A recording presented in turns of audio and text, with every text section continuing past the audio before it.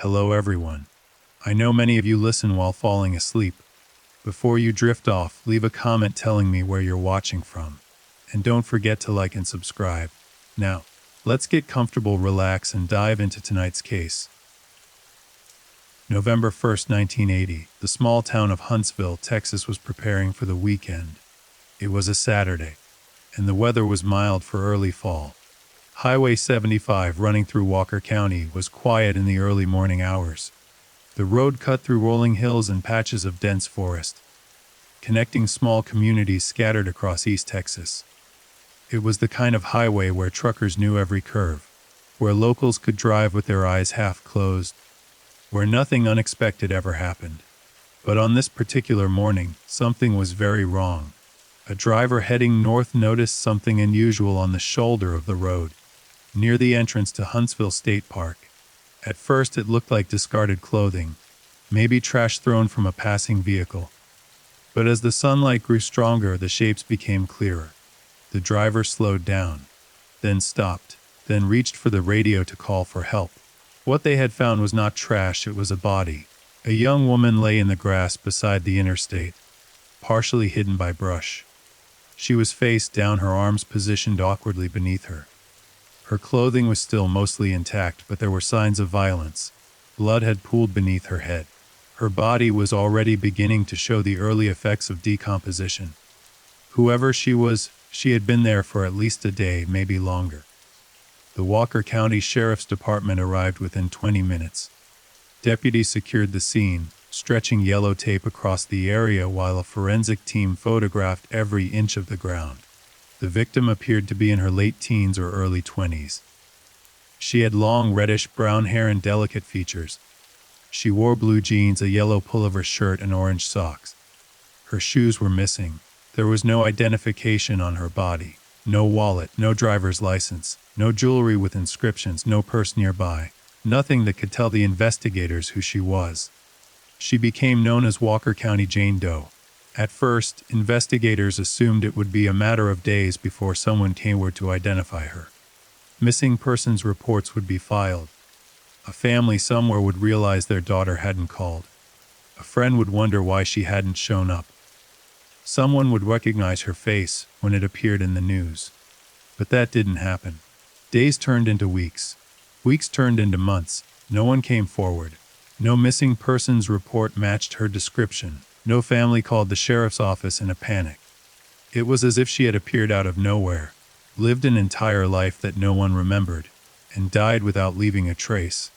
The case became one of the most haunting unsolved mysteries in Texas history. For more than 4 decades, investigators have tried to answer a single, seemingly simple question: who was she? But the question led to even darker mysteries. How did she end up on that highway? Who killed her? And why has no one ever claimed her? To understand the Walker County Jane Doe case, we have to go back to the beginning. We have to reconstruct the final days of a young woman whose name we still don't know. We have to follow the trail of evidence, the witnesses who saw her alive, and the investigators who refused to let her story disappear. This is the story of a girl who was seen by dozens of people in the days before her death. A girl who spoke to waitresses, smiled at strangers, and walked through towns asking for directions. A girl who seemed lost but not afraid. A girl who was alive and then suddenly wasn't. Her life was brief. Her death was violent. Her identity remains a mystery, but her story demands to be told. The investigation began on the morning of November 1st, 1980, but the story of Walker County Jane Doe actually starts 3 days earlier. October 29th, 1980, a Wednesday. In the small Texas town of Huntsville, a young woman walked into a local truck stop at 5. She had no luggage, just the clothes on her back. She ordered coffee and sat at the counter, staring out the window at the highway beyond. The waitress who served her remembered her clearly. The girl was polite, soft-spoken, and seemed tired. She had a faint accent, though the waitress couldn't quite place it. Maybe Southern, maybe Midwestern. The girl asked about us roads heading south. She wanted to know how far it was to Houston, how much a ticket would cost, whether the buses ran late at night. The waitress gave her the information and noticed something odd. The girl seemed nervous, but not in a panicked way. It was more like she was constantly looking over her shoulder, scanning the room, checking the parking lot through the windows. She wasn't jumpy exactly, just watchful. When the girl finished her coffee, she paid with loose change and left. The waitress watched her walk back toward the highway, her hands stuffed in the pockets of her jeans, her reddish-brown hair catching the afternoon light. That same day, another witness saw her, a woman named Lynn, who worked at a convenience store on the edge of Huntsville.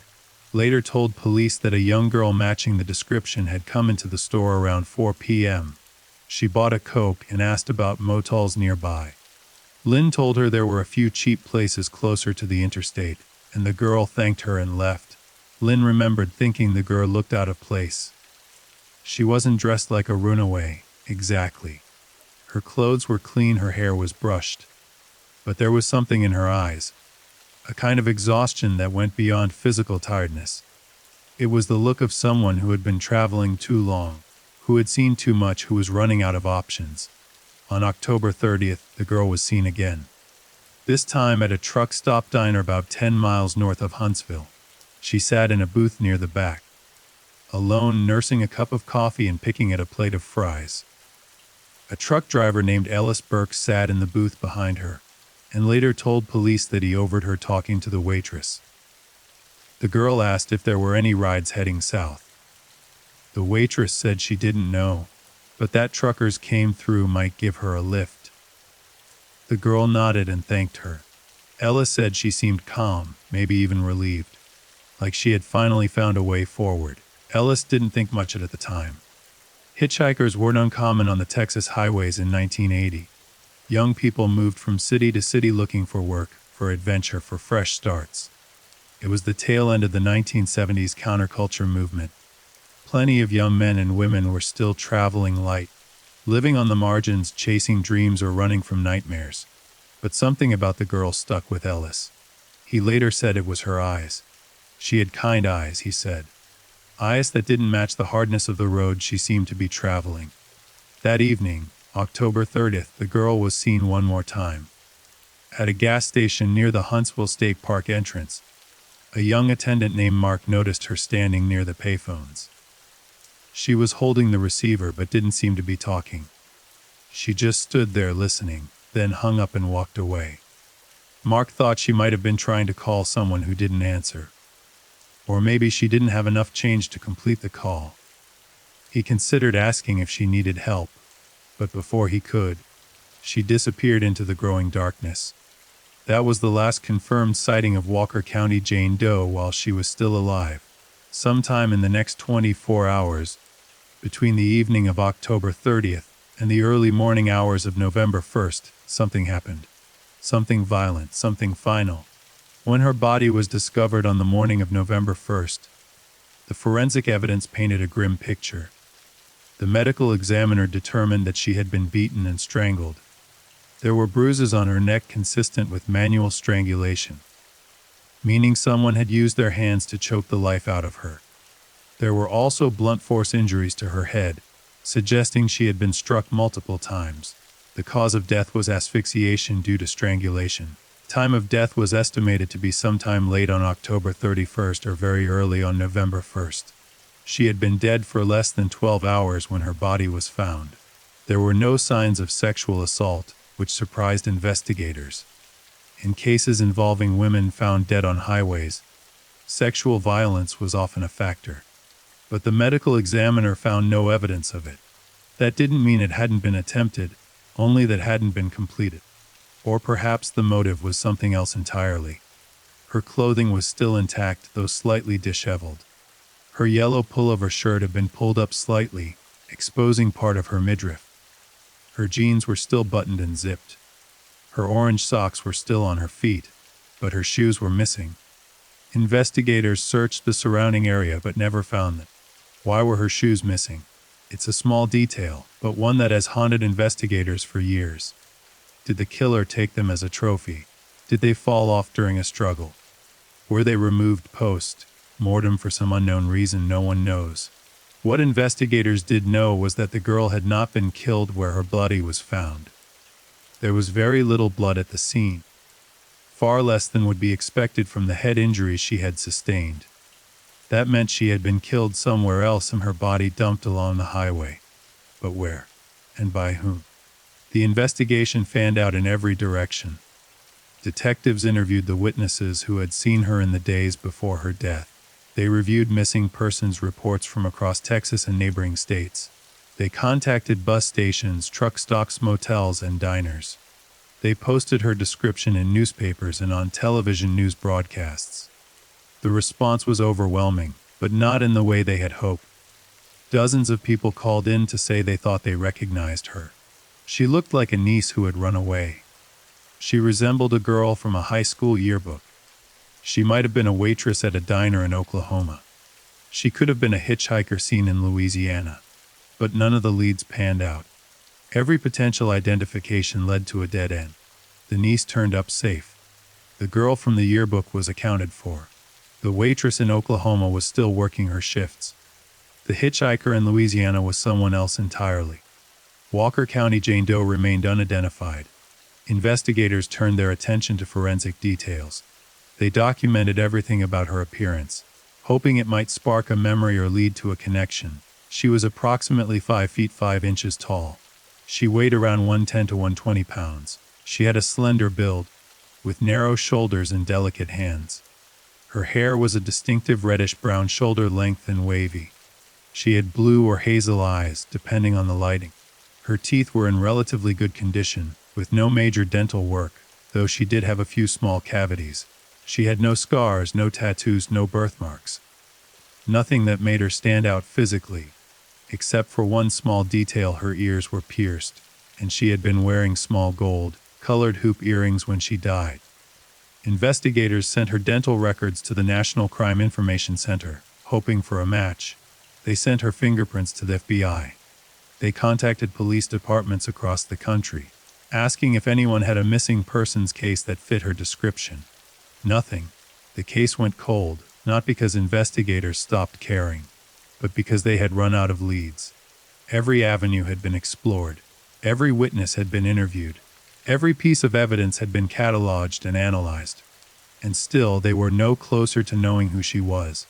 But the people of Huntsville didn't forget her. In 1981, a year after her body was found, the community held a small memorial service. They buried her at a cemetery on the outskirts of town, in a grave marked with a simple headstone that read Walker County Jane Doe 1980. Local residents brought flowers. Some left notes. One woman left a teddy bear.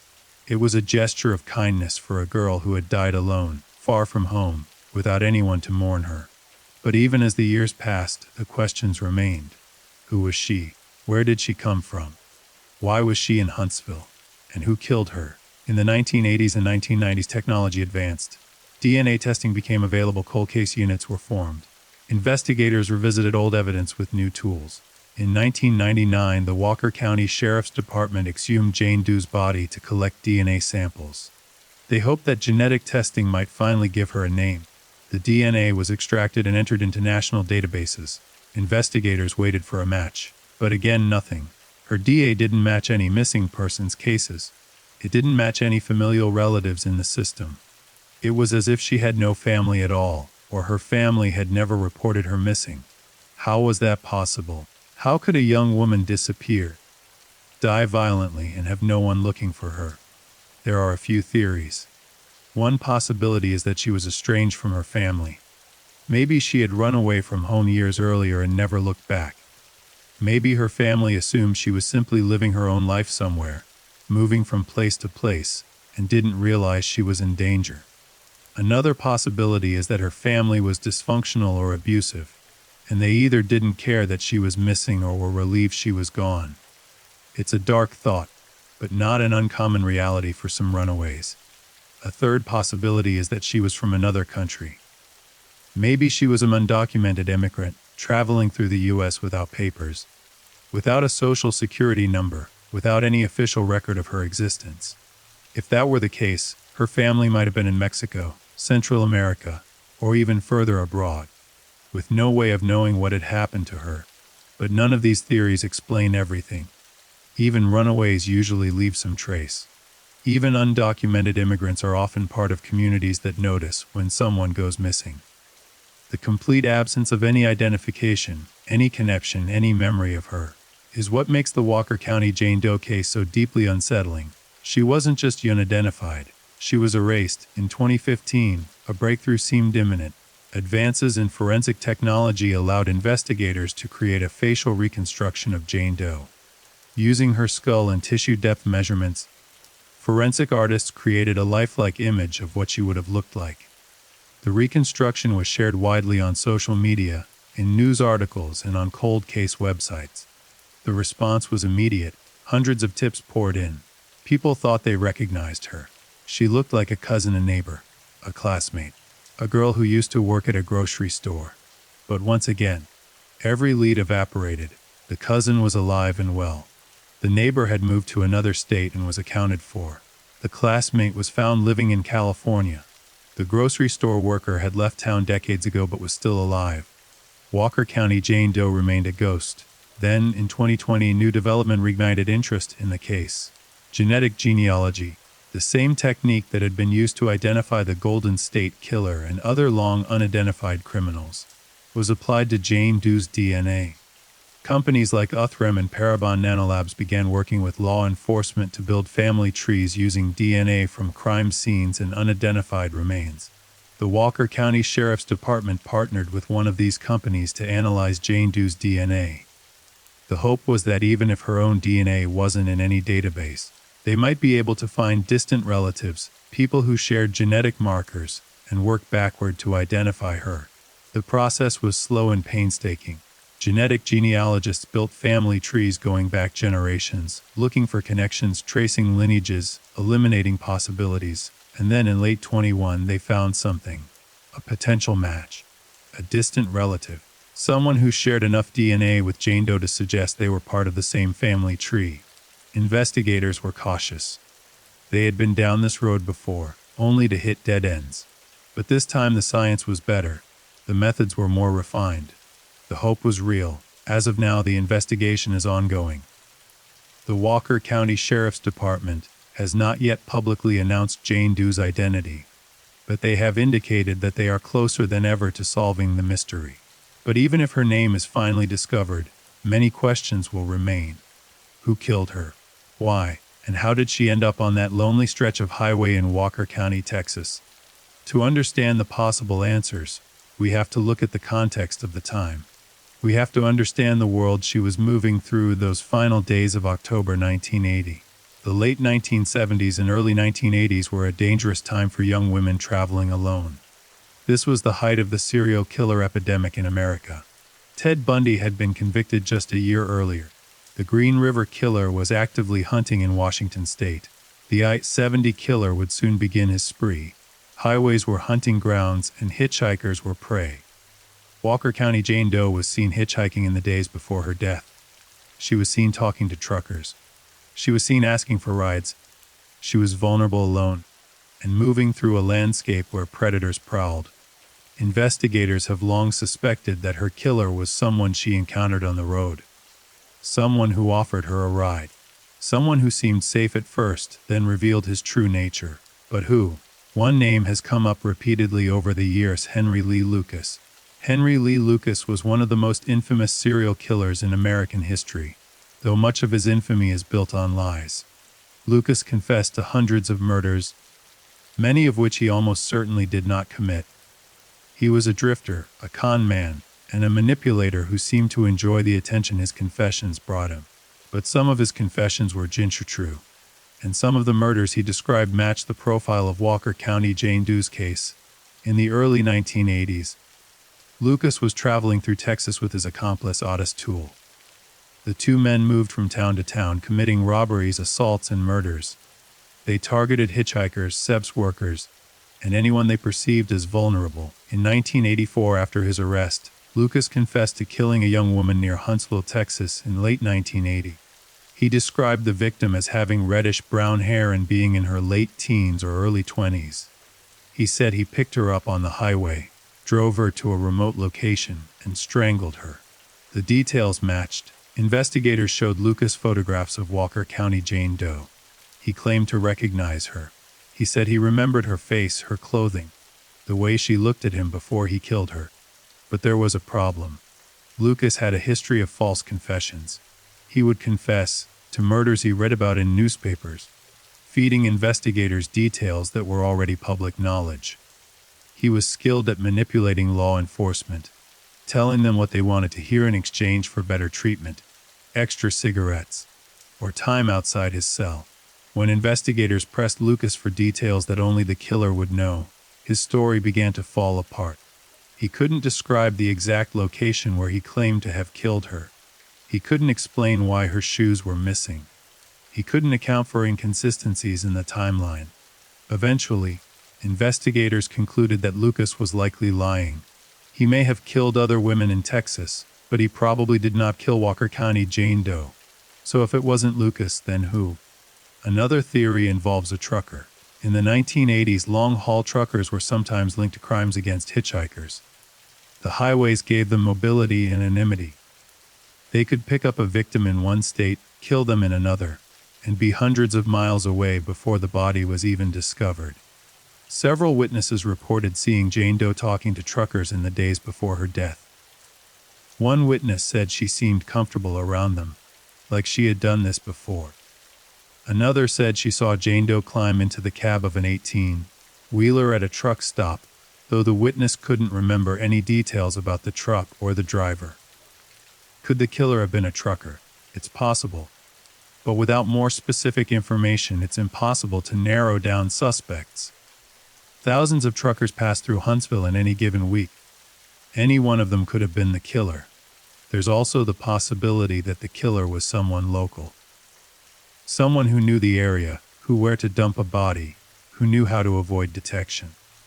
This theory is supported by the fact that Jane Doe's body was found in a relatively secluded spot, not visible from the highway unless you were looking for it. The killer would have had to know the area well enough to find a location that was hidden but still accessible by vehicle. But if the killer was local, why has no one come forward with information? Small towns talk. People notice strangers. Someone would have seen something, unless the killer was someone the community trusted. Someone who blended in, someone who even now might still be living in Huntsville, carrying the weight of a 40-year-old secret. The investigation into Walker County Jane's murder has never officially closed. It remains an active cold case, reviewed periodically by detectives and forensic specialists. Every few years, new tips come in.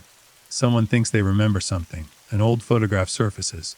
A name is mentioned, but so far, none of it has led to an arrest. The mystery of Walker County Jane Doe is not just about her identity. It's about the fragility of existence. It's about how a person can be seen by dozens of people, can speak to waitresses and truck drivers and gas station attendants, and still be completely unknown. It's about how violence can erase a life, not just in the moment of death, but in the decades that follow, when no one can remember who you were. But the people of Huntsville have not forgotten her. Every year on the anniversary of the day her body was found, someone places flowers on her grave. Sometimes it's the same woman who left the teddy bear decades ago. Sometimes it's someone new. Someone who heard about the case and felt compelled to pay their respects. The headstone has been replaced over the years. The new one includes the phrase, "Gone but not forgotten." Because even though we don't know her name, even though we don't know where she came from or why she died, she is not Walker County Jane Doe, and her story is far from over. The days following the discovery of Jane Doe's body were chaotic for the Walker County Sheriff's Department. The small-town agency wasn't accustomed to handling murder investigations of this scale. Huntsville was a quiet community, known more for its prison system and state university than for violent crime. The idea that a young woman had been murdered and dumped on their highway was shocking, disturbing, and deeply unsettling. Sheriff's deputies worked around the clock, chasing down every lead, interviewing every witness, documenting every piece of evidence. The pressure was immense. The local newspapers ran front-page stories demanding answers. Television news crews from Houston descended on the town, setting up cameras outside the sheriff's office, interviewing anyone willing to talk. The community wanted justice. But more than that, they wanted to know who the victim was. There was something deeply wrong about a girl dying alone, unclaimed, unnamed. It violated a fundamental human principle that every person matters, that every life has value, that someone should care. But as the investigation progressed, a disturbing pattern emerged. The more detectives learned about Jane Doe's final days, the more questions they had. The timeline of her movements was becoming clearer, but it raised troubling possibilities. Between October 29th and October 31st, she had been seen in multiple locations around Huntsville. She had visited truck stops, convenience stores, gas stations, and diners. She had spoken to dozens of people. She had asked for directions, inquired about bus schedules, and requested rides. But she had never seemed panicked, never seemed to be running from immediate danger. In fact, several witnesses described her as calm, even pleasant. She smiled, she said thanks, she moved with purpose, like someone who had a destination in mind, even if she wasn't quite sure how to get there. This contradicted the profile of a typical murder victim. Usually, when a young woman is killed by a stranger, there are signs of escalation, fear, desperation, a sense that something is wrong. But Jane Doe hadn't displayed those behaviors, at least not in any obvious way. So what happened? How did she go from calmly asking for directions to dead in a ditch? One theory is that she trusted the wrong person. She accepted a ride from someone who seemed safe, someone who presented themselves as helpful, someone who offered to take her where she needed to go. And then, somewhere along that journey, the situation changed. The helpful stranger became a predator. This theory is supported by the lack of defensive wounds on her body. The medical examiner noted that while she had been beaten and strangled, there were no significant scratches, cuts, or bruises on her hands and arms that would suggest a prolonged fight. This could mean the attack happened quickly, catching her off guard. Or it could mean she was incapacitated in some way before the violence began. Toxicology reports were inconclusive. Her body had been outside for at least 12 hours before it was discovered, which complicated the analysis. Certain substances degrade quickly after death, especially in warm weather. The medical examiner tested for common drugs and alcohol, but found nothing definitive. That didn't rule out the possibility that she had been drugged. It just meant that if she had been, the evidence was no longer detectable. Investigators focused on reconstructing her final hours. Where was she between the evening of October 30th, when she was last seen at the gas station, and the early morning of November 1st when her body was found? The gas station attendant, Mark, had seen her near the payphones around 7 p.m. on October 30th. After that, she vanished. No one reported seeing her that night. No one remembered her at any of the local motels. No one recalled giving her a ride. It was as if she had simply disappeared into the darkness. But she hadn't disappeared. She had been somewhere with someone, and that someone had killed her. The location where her body was found offered some clues. The spot was along Interstate 45 near the entrance to Huntsville State Park. It was a semi-secluded area surrounded by trees and brush, but still visible from the road if you knew where to look. The shoulder was wide enough for a vehicle to pull over without blocking traffic. The killer would have needed to stop, drag her body out of the vehicle, and leave her in the grass. This would have taken time, at least a few minutes.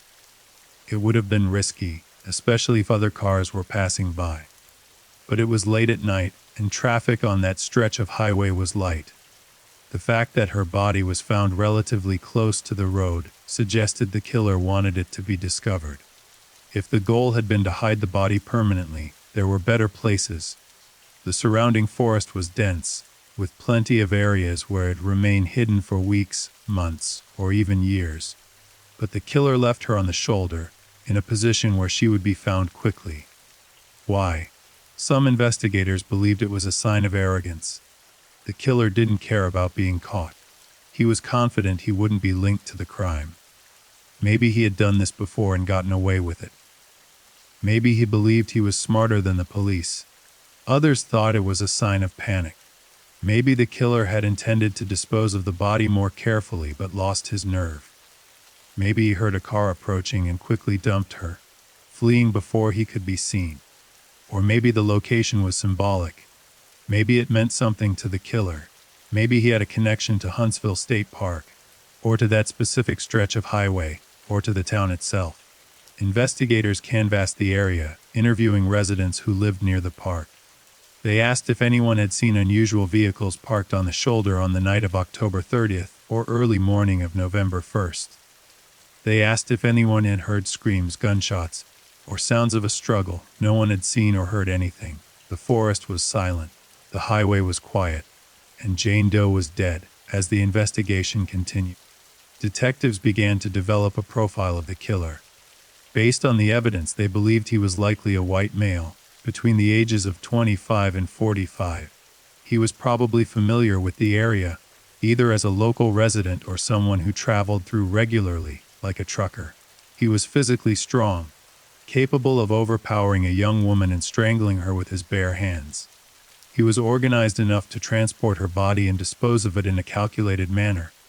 But he was also impulsive, evidenced by the violence of the attack and the relatively public location where he left her. He likely had a vehicle, probably a car or truck, something that wouldn't draw attention on the highway. He may have had previous run-ins with the law, possibly for assault, domestic violence, or other violent crimes. But this profile, as detailed as it was, didn't lead to any arrests. It described thousands of men in Texas and beyond. Without more specific evidence, it was impossible to narrow down suspects. DNA evidence, which would later become a cornerstone of criminal investigations, was not yet widely used in 1980. The science existed, but it wasn't refined enough for practical forensic application. It would be another decade before DNA profiling became standard in murder investigations, so detectives relied on old-fashioned police work. They interviewed witnesses, they followed leads, they checked alibis, they looked for connections, and they waited for the killer to make a mistake. But the killer never did. Or if he did, it wasn't a mistake that anyone noticed. As the weeks turned into months, the intensity of the investigation began to wane. It wasn't that detectives stopped caring. It was that they ran out of things to do. Every witness had been interviewed. Every piece of evidence had been analyzed. Every lead had been followed to its conclusion. The case was going cold. In January 1981, a detective named Dowen took over as the lead investigator. McGowan was a veteran of the Walker County Sheriff's Department, a man known for his tenacity and refusal to give up on difficult cases. He reviewed all the evidence, re-interviewed key witnesses, and began exploring new angles. One of the things that struck McGowan was the number of witnesses who had seen Jane Doe in the days before her death. It wasn't just one or two people. It was dozens. She had been visible, active, moving through the community in a way that should have made her easy to identify, and yet no one knew who she was. McGowan became obsessed with understanding why. He started thinking about the case differently. Instead of focusing solely on the murder, he began focusing on the victim. Who was this girl? What was her story? Where had she come from? And where was she trying to go? He revisited the witnesses and asked more detailed questions. What exactly had she said? What was her demeanor? One witness, the waitress from the truck stop, remembered that Jane Doe had asked about buses going to Houston. McGowan followed up on this. Why Houston? Did she have family there? Was she trying to get to the Gulf Coast? Was she planning to leave Texas altogether? Another witness recalled that Jane Doe had seemed particularly interested in the Huntsville State Park. She had asked about hiking trails, about whether the park was safe, about how late it stayed open. McGowan wondered if she had been planning to camp there. Maybe she had run out of money and was looking for a place to sleep for the night. But if she had gone to the park, she would have needed a way to get there. It was too far to walk from the gas station where she was last seen. Someone would have had to give her a ride. McGowan requested records from the park, looking for any sign that Jane Doe had checked in or been seen by park rangers. But the records showed nothing. No one matching her description had registered at the campground. No one had reported seeing a young woman hiking alone. It was another dead end. McGowan also looked into the possibility that Jane Doe had been involved in prostitution. It was an uncomfortable theory, one that many in the community resisted, but it had to be considered. In the 1980s, some young women who traveled with were involved in sex work, either by choice or by coercion. Truck stops were known locations for such activity. If Jane Doe had been involved in prostitution, it might explain why no one had reported her missing. It might explain why she was seen talking to truckers, why she was asking for rides, why she seemed comfortable in that world. But there was no evidence to support this theory. None of the witnesses described her as soliciting. None of the truck drivers who saw her mentioned anything inappropriate. In fact, most witnesses described her as polite and somewhat shy. McGowan eventually abandoned the prostitution angle, concluding that it didn't fit the evidence. Instead, he turned his attention to another possibility that Jane Doe was a runaway. Runaway teenagers were a significant problem in the late 1970s and early 1980s. Economic instability, family dysfunction, and the lingering effects of the counterculture movement had led thousands of young people to leave home in search of something better. Many of them ended up on the streets, hitchhiking from town to town, living hand to mouth, vulnerable to predators. If Jane Doe was a runaway, it would explain a lot. It would explain why she had no identification. It would explain why she seemed to be traveling alone. It would explain why no one had reported her missing. Her family might have assumed she was simply living her life somewhere, unaware that she was in danger. McGowan contacted runaway shelters, social service agencies, and juvenile authorities across Texas and neighboring states. He asked if anyone had records of a girl matching Jane Doe's description. He sent out flyers with her photograph, asking if anyone recognized her. The responses were heartbreaking. Social workers from across the country called in to say that yes, they had seen girls who looked like her. Dozens of them. Hundreds of them. Young women with reddish-brown hair and tired eyes. Girls who had run away from abusive homes, who had been kicked out by their families, who had fallen through the cracks of a system that was supposed to protect them. But none of them were Jane Doe. McGowan's investigation expanded to include national databases. He contacted the National Center for Missing and Exploited Children, which had been established in the wake of several high-profile child abduction cases. He asked them to cross-reference Jane Doe's description with their records. Again, there were potential matches. But every lead fell apart under scrutiny.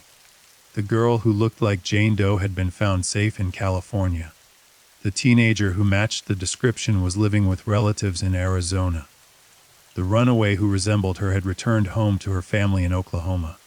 It was as if Jane Doe had never existed before she appeared in Huntsville in late October 1980.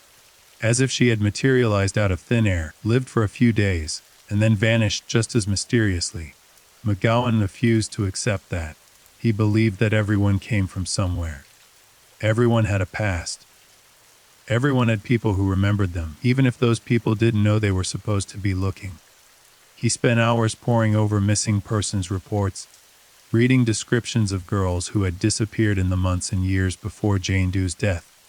He looked for similarities in appearance, in circumstances, in geographic location. One case caught his attention. In the summer of 1980, a 16-year-old girl named Patricia had disappeared from a small town in Louisiana. She had reddish-brown hair, was approximately the same height and weight as Jane Doe, and had last been seen hitchhiking on a highway heading west toward Texas. McGowan contacted Patricia's family and asked if they could provide dental records. The family was hopeful. They had been searching for Patricia for months, desperate for any information about what had happened to her. But when the dental records were compared, they didn't match.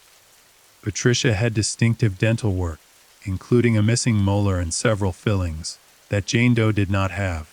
Patricia was still missing, but she was not Walker County Jane Doe. McGowan continued searching. He looked at cases from Arkansas, New Mexico, Oklahoma, and even as far north as Missouri. He found dozens of missing girls who potentially matched Jane Doe's description, but none of them did. The frustration was overwhelming. McGowan later said that the hardest part of the investigation wasn't the lack of evidence. It was the sense that the answer was out there somewhere, and he just couldn't reach it. Someone knew who Jane Doe was.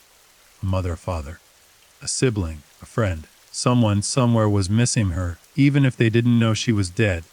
But whoever that person was, they weren't coming forward. In the spring of 1981, McGowan tried a new approach. He arranged for Jane Doe's photograph to be published in newspapers across the southern United States. The image, taken from a post-mortem photograph that had been retouched to make her look more lifelike, appeared in papers in Texas, Louisiana, Arkansas, Oklahoma, and Mississippi. The caption read, "Do you know this girl? She was found murdered in Walker County, Texas in November 1980. If you have any information, please contact the Walker County Sheriff's Department." The response was immediate and overwhelming. The Sheriff's Department received hundreds of phone calls. People were certain they knew who she was. She looked like a niece who had moved away. She resembled a girl from church who had stopped attending. She could have been a student from a local high school who had dropped out. McGowan and his team followed up on every call. They contacted families, requested photographs, compared descriptions. They worked 18-hour days, determined to find the one call that would crack the case. But once again, every lead evaporated. The niece was alive and well in Florida. The girl from church had moved to Tennessee and was working as a nurse. The high school dropout was living with her boyfriend in Alabama. None of them were Jane Doe. The emotional toll on McGowan and the other investigators was significant. They had poured their hearts into this case, convinced that they were on the verge of a breakthrough. But each failed lead felt like a personal defeat. By the summer of 1981, the case had officially gone cold. The Sheriff's Department kept the file open, and detectives continued to review it periodically, but there were no active leads to pursue. Jane Doe's body remained in the Huntsville Cemetery, her grave marked with a simple headstone. Her identity still unknown, but even as the official investigation slowed, the case refused to die. Local residents kept the story alive, talking about it at diners and barbershops, speculating about who she might have been and what had happened to her. Journalists revisited the case on slow news days, running anniversary stories that rekindled public interest. And every year, on November 1st, someone placed flowers on her grave. In the mid-1980s, a new development reignited hope. Advances in forensic anthropology allowed investigators to create a more detailed reconstruction of Jane Doe's appearance. Using her skull, forensic artists created clay models that showed what she would have looked like in life. The reconstruction was remarkably lifelike. It showed a young woman with soft features, a slightly rounded face. Her reddish, brown hair framed her face in loose waves. Her eyes, though made of glass, seemed to hold a depth of sadness. The reconstruction was photographed and distributed widely. It appeared in newspapers, on television news broadcasts, and in true crime magazines. The hope was that the more realistic image would trigger someone's memory, would make the connection that the post-mortem photographs had failed to make. And for a while, it seemed to work. Tips poured in again. People were certain they recognized her. She looked like a girl who used to work at a diner in Waco. She resembled a teenager who had lived in a foster home in Dallas. She could have been a hitchhiker seen in Amarillo, but once again, every lead fell apart. The girl from the diner was found living in New Mexico. The teenager from the foster home was accounted for. The hitchhiker in Amarillo was someone else entirely. Jane Doe remained unidentified. The failure to identify her became a source of frustration not just for investigators but for the entire community. There was something deeply troubling about the idea that a person could die and no one would know who they were. It violated a fundamental sense of order, of justice, of human dignity.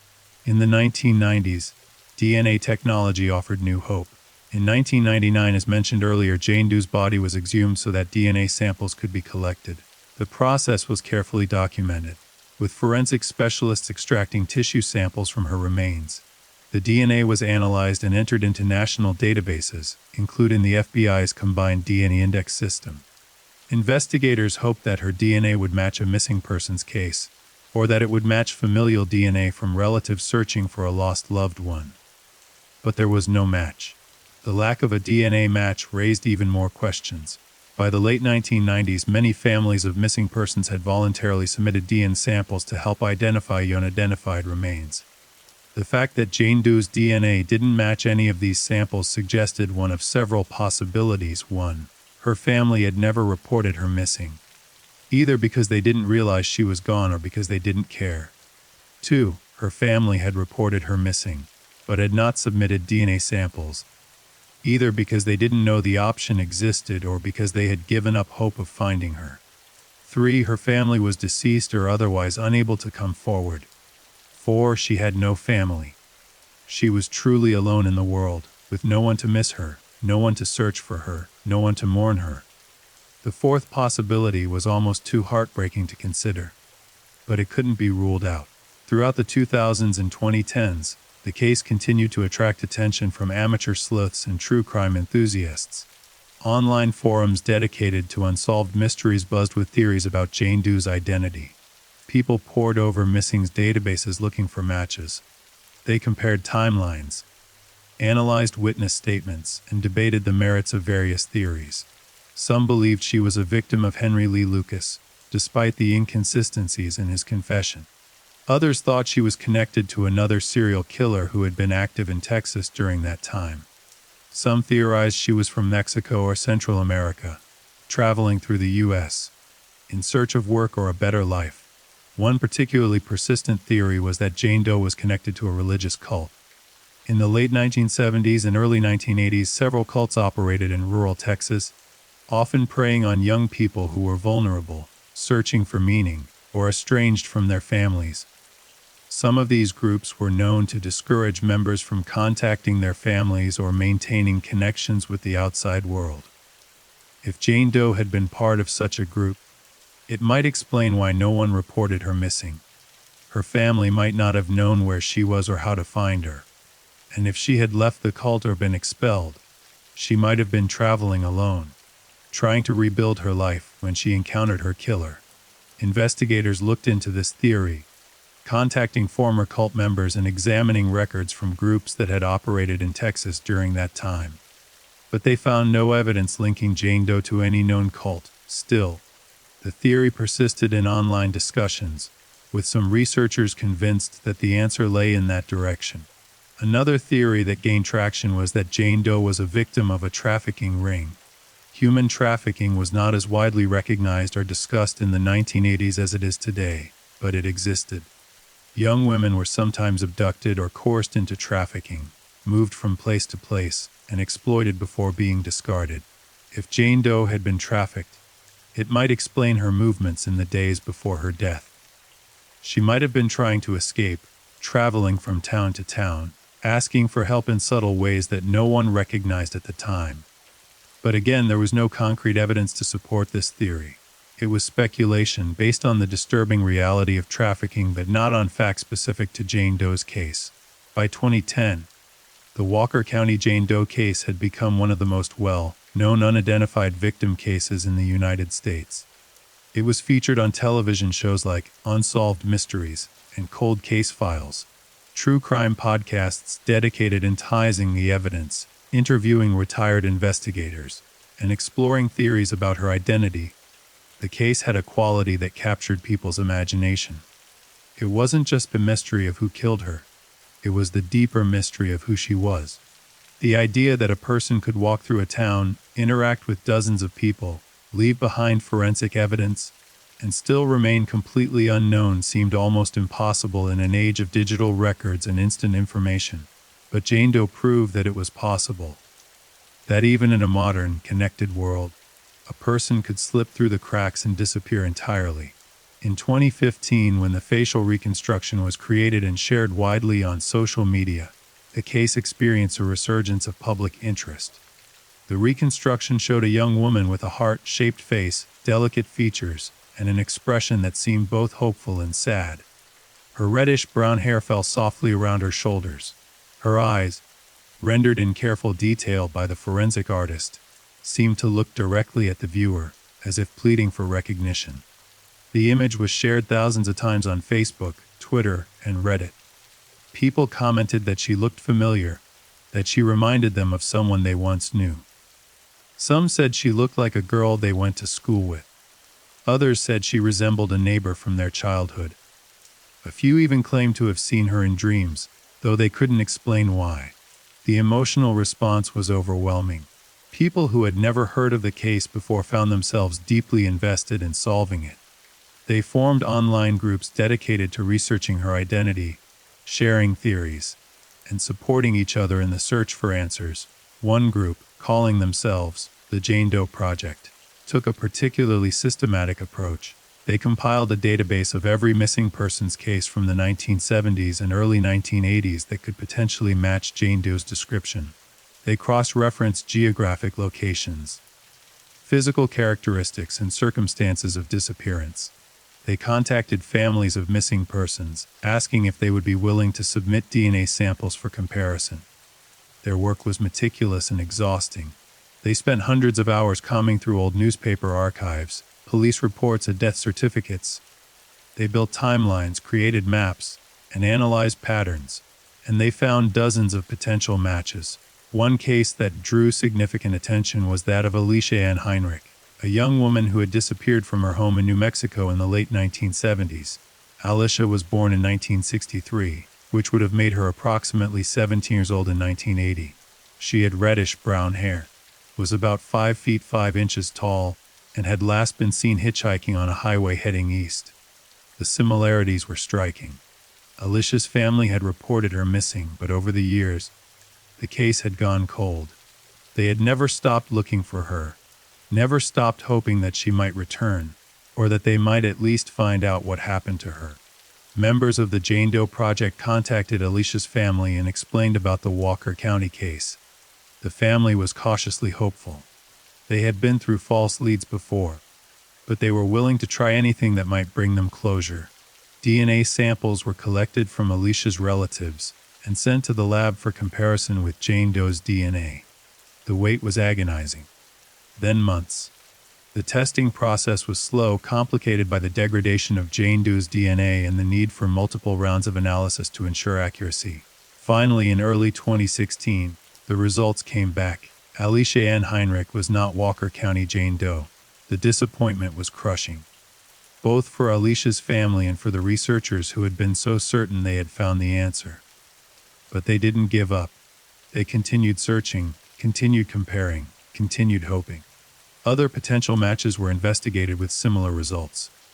There was Cheryl Ann Wick, who had disappeared from Minnesota in 1979. There was Tammy Jo Alexander, who had disappeared from New York in 1979.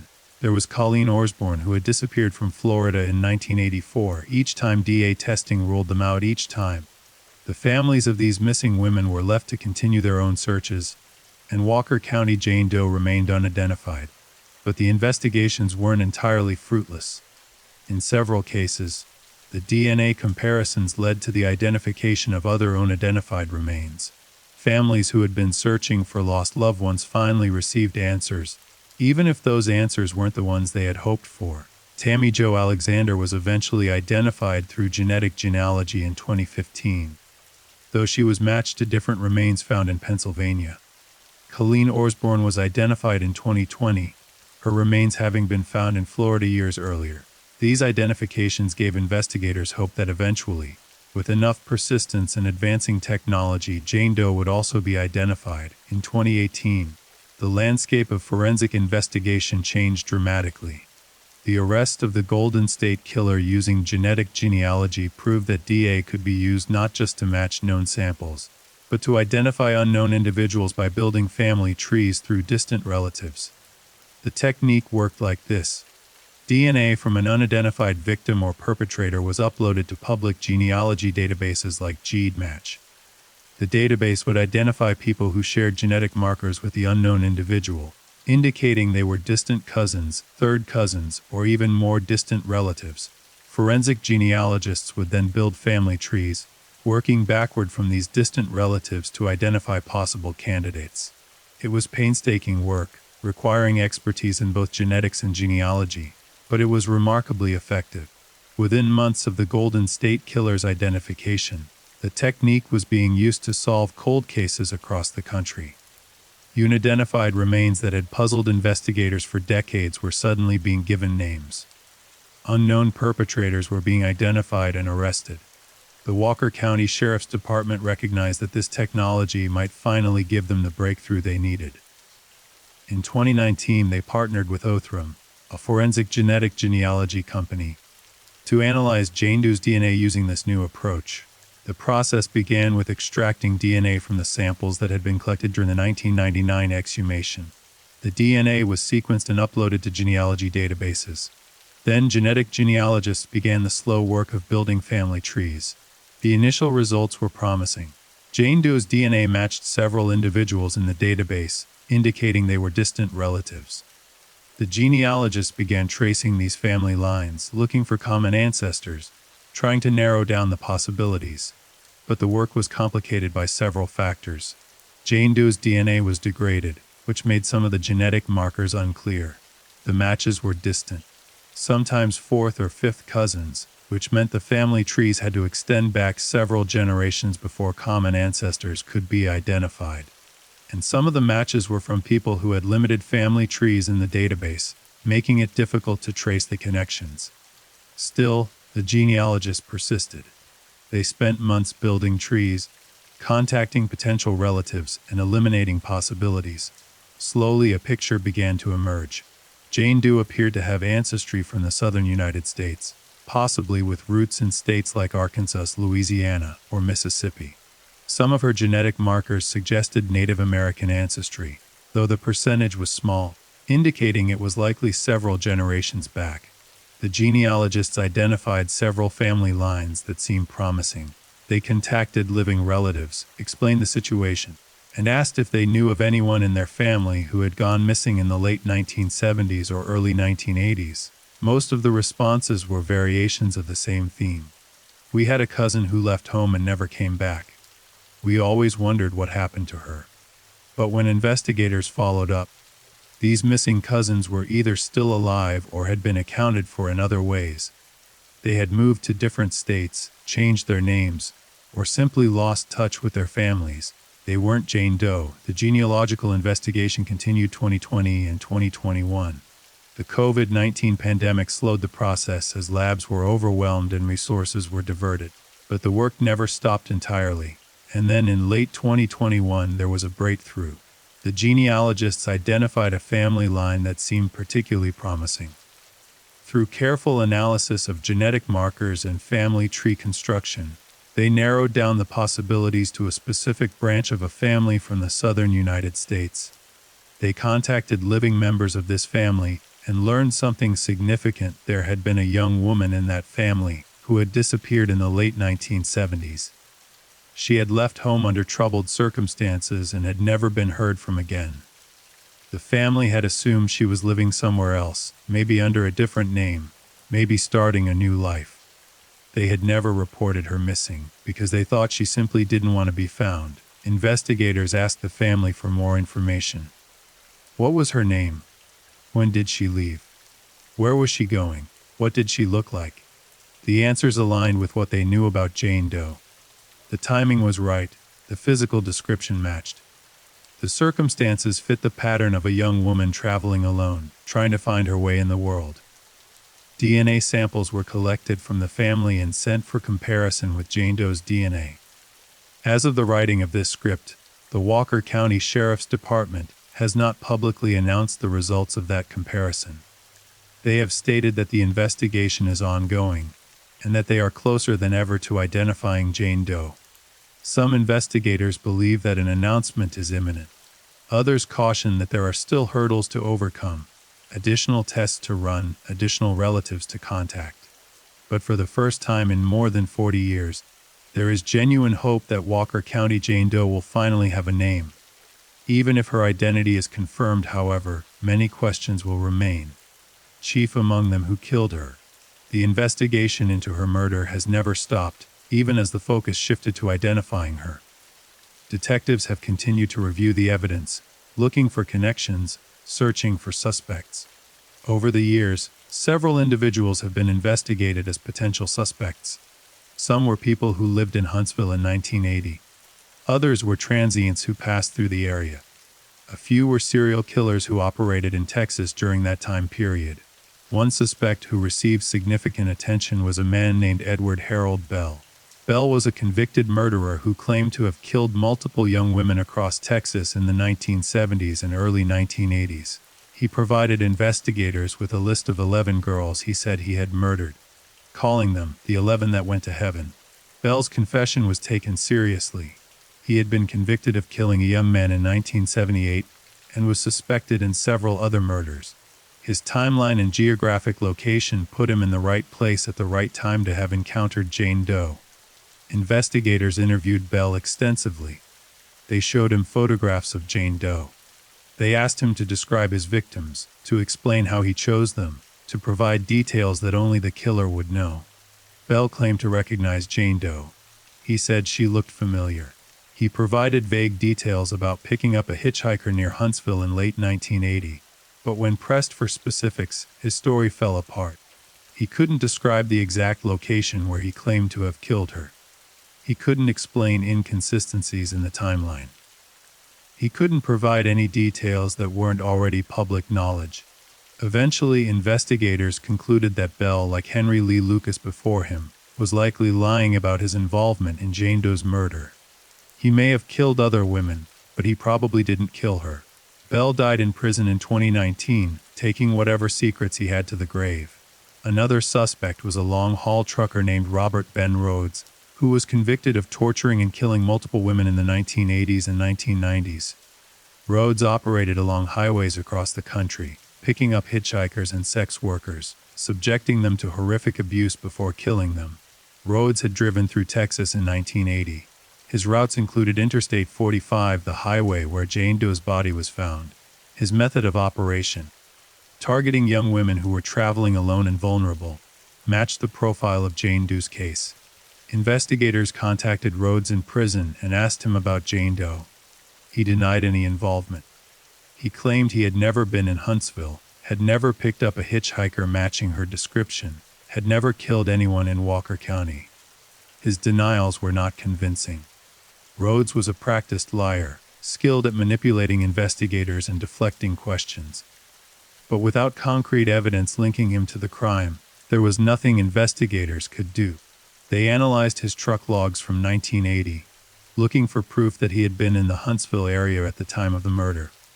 But the logs were incomplete, and after 40 years, it was impossible to verify his whereabouts with certainty. Rhodes remains a person of interest in the case, but he has never been charged. A third suspect emerged in the mid-2000s, when a retired truck driver came forward with a confession.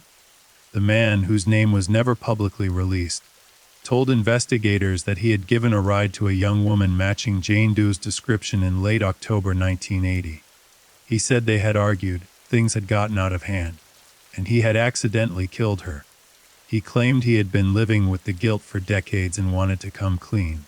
Investigators were skeptical but intrigued. They interviewed the man extensively, asking him to provide details about the murder. Where did he pick her up? What did they argue about? How did he kill her? Where did he dispose of the body? The man's story was detailed and emotional. He described picking her up at a truck stop, offering to drive her to Houston.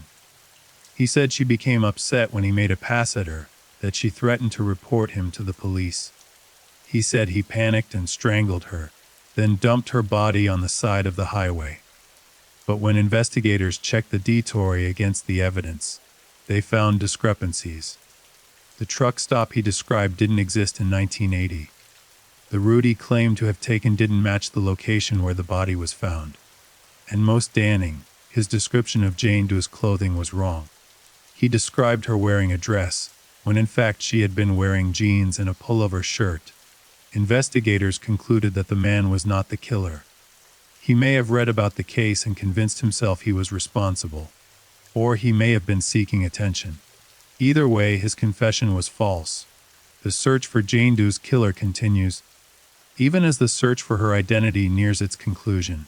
If and when she is identified, investigators hope that it will provide new leads in the murder investigation. Knowing who she was might reveal who she knew, where she had been, and who might have wanted to harm her. It might also reveal a motive. Was she killed by someone from her past? Someone who tracked her down? Was she killed by a stranger who saw an opportunity? Was her death random, or was it targeted? These are questions that can only be answered once her identity is known. But even without knowing her name, investigators have developed theories about what happened to her in those final hours. The most likely scenario, based on the evidence, is that Jane Doe accepted a ride from someone who seemed trustworthy. This person may have been a truck driver, a local resident, or another traveler. They may have offered to take her to Houston, or to a bus station, or to a motel. At some point during the drive, the situation changed. Maybe the driver made unwanted advances. Maybe Jane Doe realized she was in danger and tried to get out of the vehicle. Maybe the driver had planned to harm her all along, and was simply waiting for the right moment. A struggle ensued. Jane Doe was beaten and strangled. The attack was brutal but relatively quick, which explains the lack of defensive wounds. She may have been caught off guard, or she may have been incapacitated in some way before the violence began. After she was dead, the killer drove to the location on Interstate 45 where her body was later found. He pulled over, dragged her out of the vehicle, and left her in the grass. Then he drove away, disappearing into the night. He may have been someone who killed before, someone who knew how to avoid detection. Or he may have been a first-time killer, someone who acted on impulse and then fled in panic. Either way, he got away with it. For more than 40 years he has lived free, while Jane Doe has remained in an unmarked grave, unknown and unmourned. But justice, though delayed, may still be possible. If Jane Doe is identified, if her family is found, if new leads emerge, there is a chance that her killer will finally be held accountable. The Walker County Sheriff's Department remains committed to solving this case. They have assigned detectives to periodically review the evidence, to follow up on new tips, to explore new technologies. In recent years, they have re-examined the physical evidence using modern forensic techniques. They have looked for trace DNA on Jane Doe's clothing, hoping to find genetic material from her killer. They have analyzed soil samples from the location where her body was found, looking for clues about where she might have been killed. They have also explored the possibility of using advanced imaging technology to enhance photographs of Jane Doe, hoping to create even more accurate reconstructions of her appearance. Every avenue is being explored. Every possibility is being considered. Because even after all these years, even after all the dead ends and false leads, the investigators believe that this case can be solved. They believe that Jane Doe deserves justice. She deserves to have her name back. She deserves to have her story told. And they believe that somewhere, someone knows what happened. Someone saw something. Someone heard something. Someone knows more than they're saying. Maybe it's a family member who suspects a relative, but has never come forward. Maybe it's a witness who saw Jane Doe get into a vehicle, but didn't think it was important at the time. Maybe it's even the killer himself, now elderly, living with the weight of his crime, wondering if he will die before he is caught. Whoever it is, the investigators are waiting. They are ready to listen. They are ready to act, because this case is not over. Not by a long shot. The story of Walker County Jane Doe is a story of loss, of mystery, of injustice. But it is also a story of persistence, of hope, of a community that refuses to forget. Every year on November 1st, flowers appear on her grave. Sometimes it's roses, sometimes it's wildflowers. Sometimes it's a simple bouquet from the grocery store, placed with care by someone who never knew her, but who believes she deserves to be remembered. The people of Huntsville adopted her, in a way. She is their daughter, their sister, their lost child. They speak her name even though it's not really her name. They tell her story even though it's incomplete. They keep her memory alive, even though they don't know who she is. There is something beautiful in that, something profound. It speaks to a fundamental human truth that we are all connected, that every life has value, that no one should die alone and forgotten. Walker County Jane Doe may not have a name yet, but she has something almost as important. She has people who care about her, people who are fighting for her, people who will not rest until her story has an ending, and that ending is coming. The pieces are falling into place. The mysteries are being solved. The truth is emerging slowly but surely. Soon, perhaps very soon, the world will know who she was. They will know her name, her story, her life. And when that day comes, it will be a moment of profound sadness and profound joy. Sadness for the life that was cut short, for the dreams that were never realized, for the years that were stolen. Joy for the closure that will finally come, for the identity that will be restored, for the justice that will be served. Until that day, the investigation continues. The search goes on. The hope remains alive, because Walker County Jane Doe is not just a case number. She is not just an unidentified victim. She is a person. She was someone's daughter, possibly someone's sister, maybe someone's friend. She laughed. She dreamed. She suffered. She died. And she will not be forgotten. The witnesses who saw Walker County Jane Doe in the days before her death carried her memory with them for decades. Some of them were haunted by what they saw, or more accurately, by what they didn't see. They didn't see the danger she was in. They didn't see the desperation that might have been hiding beneath her calm exterior. They didn't see the predator who was watching her, waiting for his opportunity. Lynn, the convenience store clerk who sold Jane Doe on October 29th, gave several interviews over the years. She always said the same thing. I wish I had done more.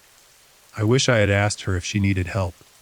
I wish I had offered to let her use the phone, or given her money for a bus ticket, or done anything other than just watch her walk away. But Lynn couldn't have known. None of them could have. Jane Doe seemed fine. She seemed capable. She seemed like she knew where she was going and how to get there. That's what made her case so disturbing. She wasn't visibly distressed. She wasn't asking for help. She was simply a young woman moving through the world, trying to get from one place to another, and she ended up dead. It could have happened to anyone. That's what frightened people. The randomness of it, the casual cruelty, the way a life could be snuffed out in an instant, leaving behind nothing but questions. Ellis Burke, the truck driver who overheard Jane Doe asking about rides, was interviewed by detectives multiple times in the months after her death. He tried to remember every detail of that conversation, every word she had spoken, every gesture she had made. But memories are unreliable, especially under pressure, and he found that the more he tried to remember, the less certain he became. Had she seemed nervous? Or had he only thought that in retrospect, knowing what had happened to her? Had she mentioned where she was coming from, or where she was trying to go? He couldn't remember. The conversation had seemed so ordinary at the time. Just another hitchhiker looking for a ride, a scene he had witnessed hundreds of times before. Ellis retired from truck driving in the late 1980s. He settled in a small town in East Texas and tried to put the memories behind him. But he never could. Every November 1st, he thought about the girl in the diner. The girl with the kind eyes. The girl who had been alive one moment and dead the next. He died in 2003, never knowing who she was. Mark, the gas station attendant at the payphones on the evening of October 30th, was the last confirmed person to see her alive. That knowledge weighed heavily on him. He gave a statement to police in November 1980, describing what he had seen, and then tried to move on with his life. But the case followed him. Journalists tracked him down for anniversary stories. True crime documentaries featured his interview. Online forums debated what he had seen, analyzing his words, looking for hidden meanings. Mark eventually stopped giving interviews. He told friends that he had said everything he could say, that he had no more information to give, and that he just wanted to be left alone. But privately, he wondered. Had Jane Doe been calling for help when she stood at that payphone? Had she been trying to reach someone who could save her? Had she realized she was in danger? Or had she simply been calling someone who didn't answer, leaving her stranded and vulnerable? Mark moved away from Huntsville in the early 2000s. He still lives in Texas, but he has never returned to the town where he once worked. He has never visited Jane Doe's grave. He has never spoken publicly about the case since 2005, but he thinks about her. He told a journalist once, off the record, that he sees her face sometimes when he closes his eyes. Standing at the payphone, looking out at the darkening highway. Alone, the witnesses were not the only ones affected by the case. The investigators who worked it carried their own burdens. Don McGowan, the detective who took over the case in 1981, became obsessed with solving it. His colleagues said he talked about Jane Doe constantly, even during his off hours. He kept a photograph of her facial reconstruction on his desk, looking at it every day, as if staring at it long enough might reveal her identity. McGowan worked on the case for more than a decade. He followed hundreds of leads, interviewed countless witnesses, and traveled across multiple states searching for answers. He never found them. He retired from the Walker County Sheriff's Department in 1995, defeated but not broken. He continued to work on the case as a private citizen, maintaining his own files following new developments, staying in touch with other investigators. In interviews, McGowan often said that Jane Doe was the case that haunted him most. He had worked on other murders, other unsolved crimes, but none of them affected him the way this one did. She was just a kid, he said in a 2010 interview. Somebody's little girl. And nobody came looking for her. That's what I can't get past. How does that happen? How does a person just disappear and nobody notices? McGowan died in 2018, 3 years before the genetic genealogy breakthrough, and may finally identify Jane Doe. He never stopped believing the case would be solved, but he didn't live to see it happen. His funeral was attended by dozens of former colleagues, friends, and family members. Several people mentioned his dedication to the Jane Doe case, his refusal to give up, his belief that every victim deserved justice. After the service, one of McGowan's former partners visited Jane Doe's grave. He placed a photograph of McGowan on the headstone, along with a note that read, "Dawn never forgot you, and neither will we." The emotional weight of the case extended beyond the investigators and witnesses. It touched the entire community of Huntsville. In the years following Jane Doe's death, the town struggled with the idea that a murderer might be living among them. People looked at their neighbors differently. They wondered if the friendly man at the hardware store could be capable of such violence. They questioned whether the quiet trucker who stopped at the diner every week might be hiding a terrible secret. The fear was particularly acute for women. Parents became more protective of their daughters. Young women stopped hitchhiking, stopped accepting rides from strangers, stopped trusting the kindness of others. The case changed the culture of Huntsville in subtle but significant ways. It made people more cautious, more suspicious, more aware of the dangers that lurked beneath the surface of everyday life. But it also brought the community together. The annual memorial service at Jane Doe's grave became a tradition, a way for people to express their grief and their commitment to remembering her. Local churches held prayer vigils. Schools educated students about safety. Community groups raised money for organizations that helped runaways and missing persons. Jane Doe in death became a symbol. She represented all the forgotten victims, all the unidentified dead, all the people who slipped through the cracks of society and were never seen again. Her case inspired action. In the 1990s, Walker County established a fund to support forensic identification efforts for unidentified remains. The fund helped pay for DNA testing, facial reconstructions, and other investigative tools. In 2005, the Texas legislature passed a law requiring that DNA samples be collected from all unidentified human remains found in the state. The law was nicknamed Jane Doe's Law by the media, though its official name was more bureaucratic. The law meant that future unidentified victims would have a better chance of being identified than Jane Doe had in 1980. It meant that families searching for missing loved ones would have more resources available to them. It meant that her death, tragic as it was, had made a difference. But even with all these changes, even with all the advances in technology and forensic science, Walker County Jane Doe remained unknown. Until 2021, when the genetic genealogy investigation began to bear fruit. The process of building a family tree from DNA is complex and time-consuming. It requires genealogists to work backward through generations, identifying common ancestors, tracing lineages, and eliminating possibilities. In Jane Doe's case, the initial DNA matches were distant relatives, people who shared common ancestors several generations back. The genealogists had to construct family trees for each of these matches, looking for where the trees converged, where the common ancestors appeared. It was like solving a massive jigsaw puzzle, except the pieces were scattered across centuries and continents, and many of them were missing. The genealogists worked with databases that contained millions of DNA profiles. They used specialized software to identify patterns, to highlight connections, to suggest possible relationships. But the software could only do so much. The real work required human expertise, human intuition, human persistence. They started with the strongest DNA matches and worked outward. They contacted living relatives, asked about family histories, requested photographs and documents. They built trees that stretched back to the 1800s, identifying ancestors who had lived in rural communities across the American South. Slowly, patterns emerged. Many of the DNA matches shared ancestors from Arkansas and Louisiana. Some had ancestors from Mississippi and Tennessee. The geographic clustering suggested that Jane Doe's family had roots in the Deep South, possibly in rural or agricultural communities. The genealogists also noticed something else. Many of the family lines included stories of migration, people moving from one state to another, following work, escaping poverty, searching for better opportunities. It was a common pattern in the early and mid-20th century, as families left failing farms and small towns for cities and industrial centers. This migration pattern made the genealogical work more difficult. Family members were scattered across the country. Records were incomplete.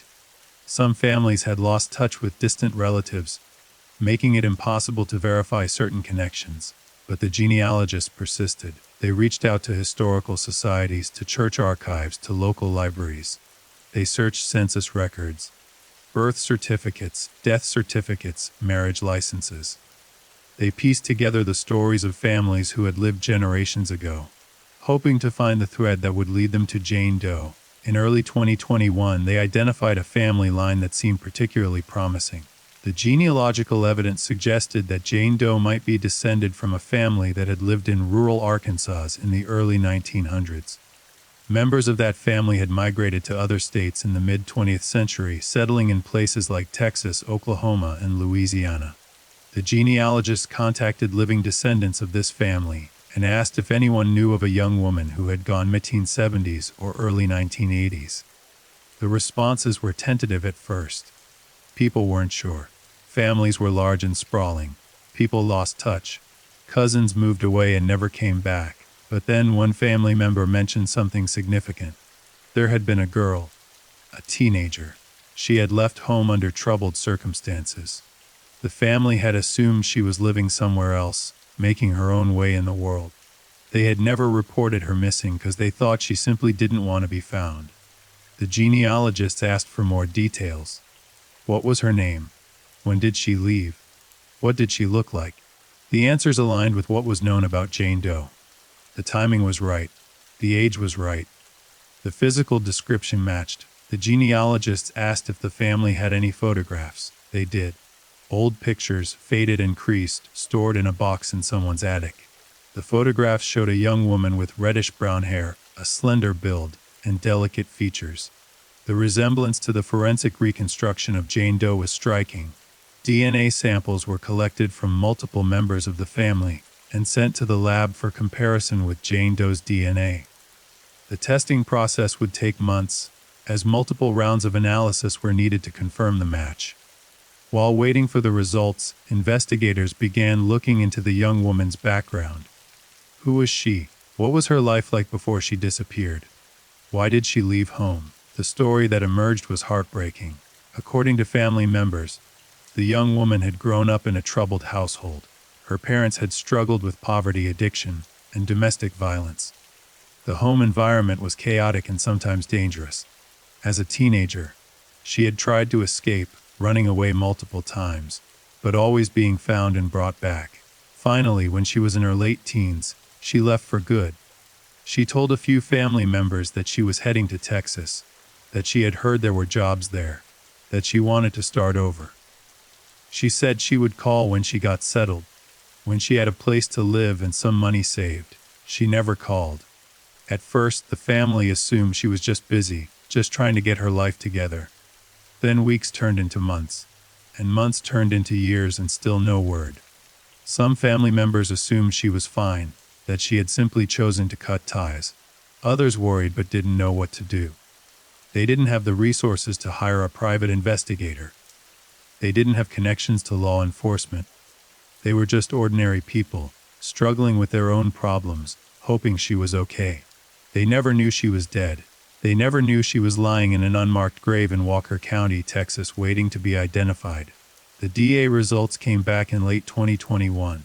The analysis confirmed a familial relationship between Jane Doe and the family from Arkansas. The genetic markers matched. The probability of a false positive was infinitesimally small. Walker County Jane Doe had a family. She had a name. But the Walker County Sheriff's Department made a decision. They would not immediately announce her identity to the public. There were several reasons for this decision. First, they wanted to notify all living family members before making a public announcement. Some relatives had lost touch with the family over the years and needed to be located and informed. Second, they wanted to ensure the identification was absolutely certain. Multiple rounds of DNA testing had confirmed the match, but they wanted to cross-reference with other evidence, including dental records and physical characteristics, to eliminate any possibility of error. Third, and perhaps most importantly, they wanted to use the identification as a tool in the murder investigation. Knowing who Jane Doe was might provide new leads. It might reveal connections to potential suspects. It might explain why she was in Huntsville and who she might have encountered. The investigators began working backward from her identity. They interviewed family members, asking about her habits, her friends, her routines. They asked if she had ever mentioned anyone who made her uncomfortable, anyone who might have wanted to hurt her. They also began looking into whether she had any connection to Huntsville before October 1980. Had she been to the town before? Did she know anyone there? Was she meeting someone? The answers were unclear. Family members said she had talked about going to Texas, but she had never mentioned Huntsville specifically. She didn't have known friends or relatives in the area. She didn't seem to have any particular reason to go there, other than it was on the way to Houston. This suggested that her presence in Huntsville was opportunistic rather than planned. She was likely hitchhiking south, stopping wherever she could get a ride, asking for help along the way. Huntsville just happened to be where she ended up, but that raised another question. If her presence in Huntsville was random, how did she end up with her killer? Was it pure chance? Did she simply accept a ride from the wrong person at the wrong time? Or was there more to the story? Investigators began looking at another angle. They examined whether Jane Doe might have been targeted. If her killer knew her or knew of her, he might have been following her, waiting for an opportunity. This theory was supported by some of the witness statements.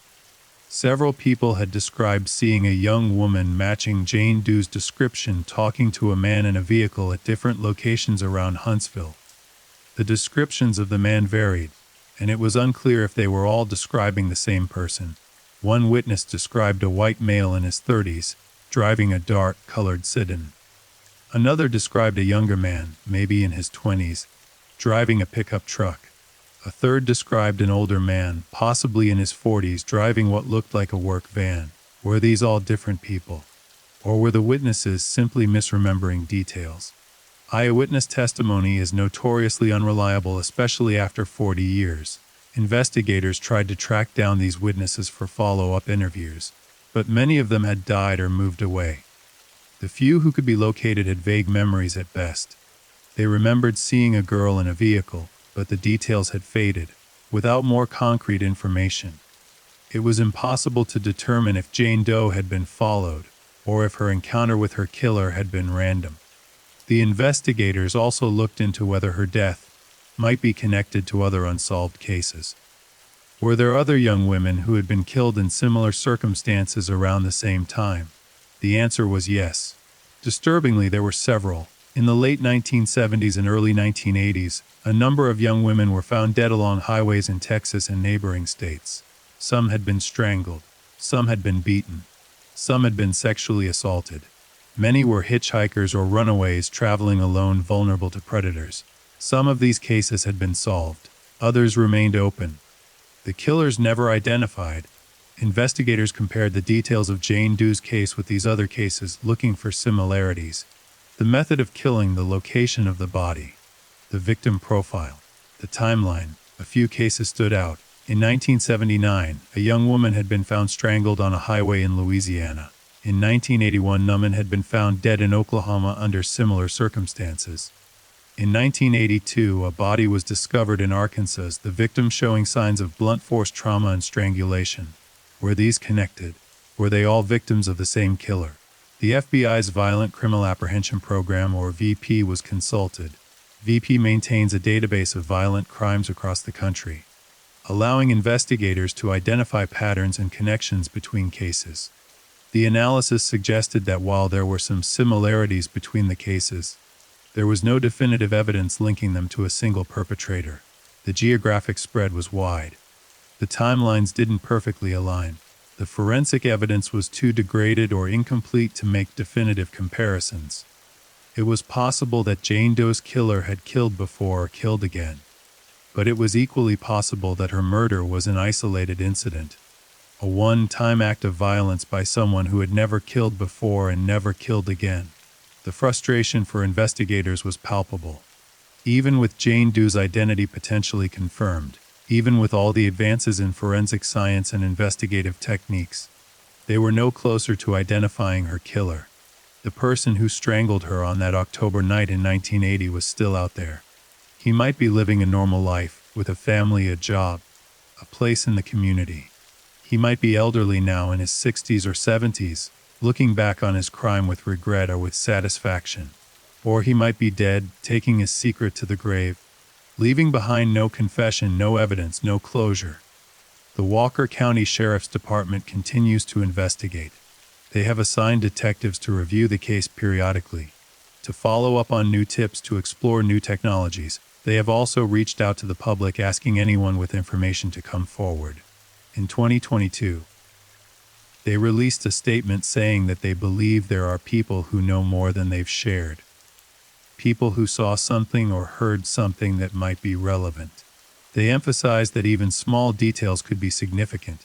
A conversation overheard at a truck stop, a vehicle seen parked on the highway, a person acting strangely in the days after the murder. The statement concluded with a plea. If you know something, please come forward. It's never too late to do the right thing. Jane Doe deserves justice, and her family deserves answers. The response to the statement was mixed. Some people called in with tips, most of which led nowhere. Others expressed frustration that the case still hadn't been solved after so many years. But a few responses stood out. A few people called in with information that investigators found intriguing. One caller said they remembered seeing a vehicle parked on the shoulder of Interstate 45 on the night of October 31, 1980.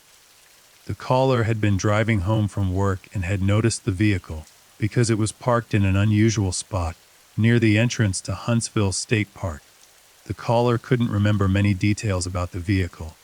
It might have been a sedan or maybe a truck. It was dark-colored, possibly blue or black. There might have been someone standing near it, but the caller couldn't be sure. The information was vague, but it was something. It placed a vehicle at the location where Jane's body would later be found, around the time she was likely killed. Investigators asked the caller if they remembered anything else. Had there been other vehicles nearby? Had they seen anyone walking on the highway? Had anything seemed out of place? The caller couldn't remember.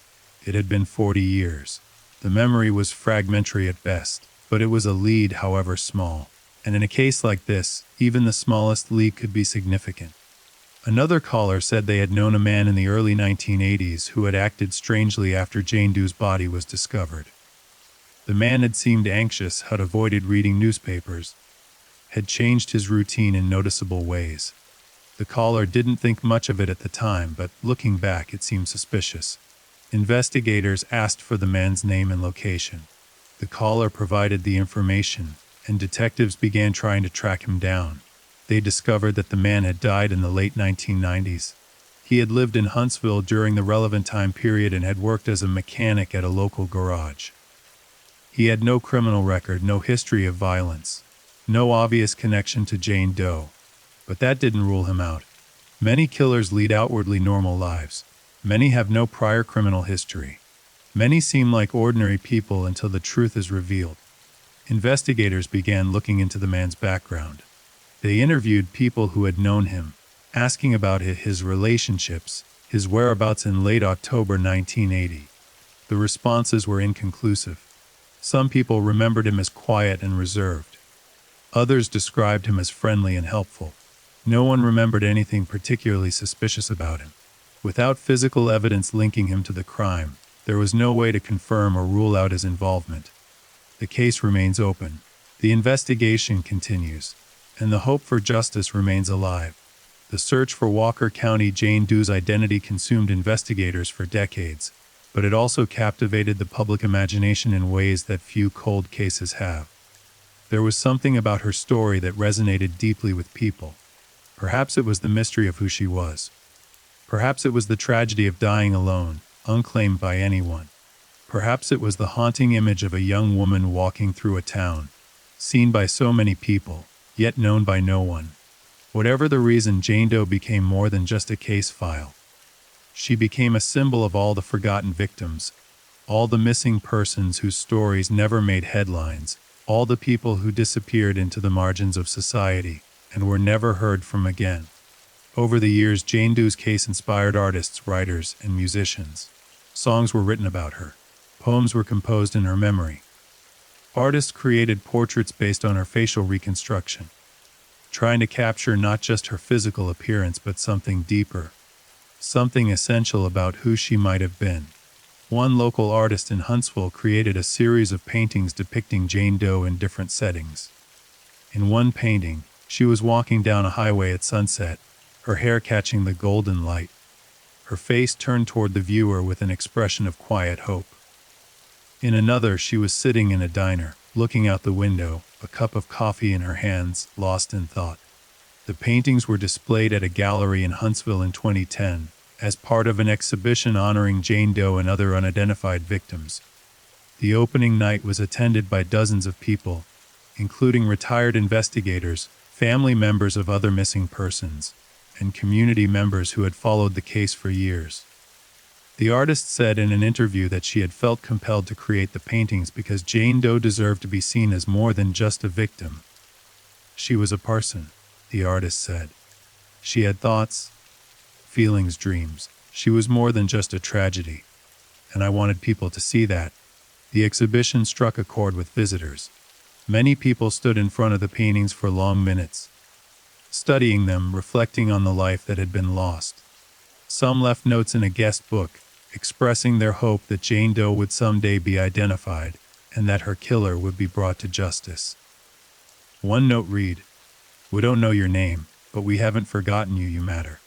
You will always matter." The emotional connection people felt to Jane Doe extended beyond art and commemoration. It manifested in practical ways as well. Over the years, numerous amateur investigators and true crime enthusiasts dedicated countless hours to researching her case, trying to uncover her identity.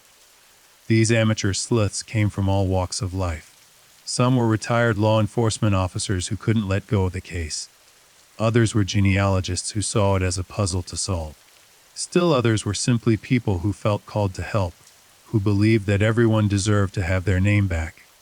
One such investigator was a woman named Margaret, who lived in Louisiana. Margaret had no connection to Huntsville or to Walker County. She had never been to Texas. She had no special training in forensics or investigation. But she had a personal reason for caring about unidentified victims. In the 1970s, Margaret's younger sister had disappeared. She had left home one day and never returned. For years, Margaret's family searched for her, filed missing persons reports, contacted police departments across the country. They never found her. Eventually, Margaret's parents died, still not knowing what had happened to their daughter. Margaret was left alone with the questions, the grief, the not knowing. She began researching cases of unidentified remains, wondering if her sister might be among them. She learned about forensic anthropology, DNA testing, and genetic genealogy. She joined online forums where people discussed cold cases and shared information. That's how she first heard about Walker County Jane Doe. Margaret became convinced that there was a possibility, however remote, that Jane Doe might be her missing sister. The timing was close. The physical description was similar. The geographic location wasn't impossible. She contacted the Walker County Sheriff's Department and asked if they could compare her sister's dental records with Jane Doe's. The investigators agreed. They had compared hundreds of such records over the years, and they were always willing to check one more. The comparison took several weeks.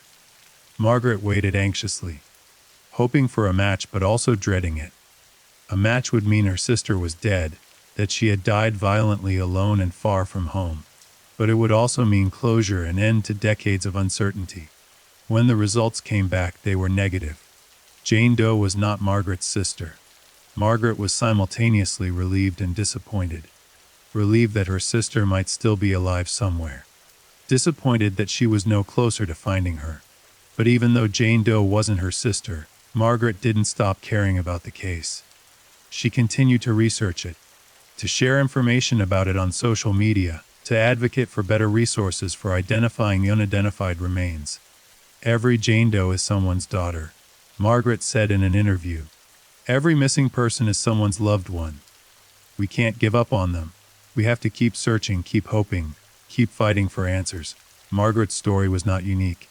Across the country, families of missing persons followed the Walker County Jane Doe case, hoping it might somehow lead them to their own loved ones.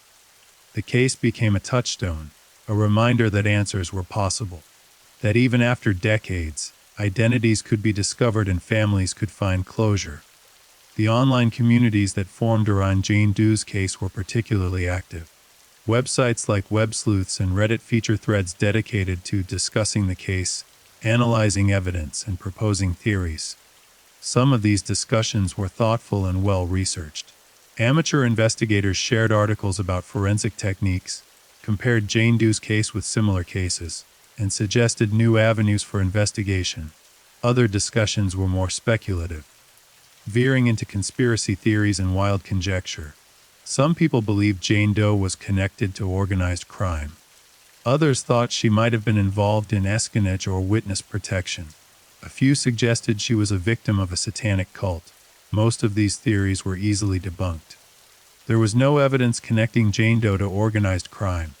No indication she was anything other than an ordinary young traveling through Texas. But the theories persisted, fueled by the mystery of her identity and the lack of concrete answers. The online investigators did, however, contribute one significant development to the case. In 2012, a member of a genealogy forum noticed something interesting while researching Jane Doe's DNA profile. The forum member, who went by the username Gen Detective, had been comparing Jane Doe's genetic markers with DNA profiles in public genealogy databases. Gen Detective noticed that several of Jane Doe's matches shared ancestry from a specific region of Arkansas, particularly an area in the southeastern part of the state. Gen Detective posted their findings on the forum, along with a detailed explanation of the genetic connections. The post caught the attention of professional genealogists, who verified the analysis and contacted the Walker County Sheriff's Department. This analysis became one of the early pieces of evidence that eventually led to the genetic genealogy investigation in 2021.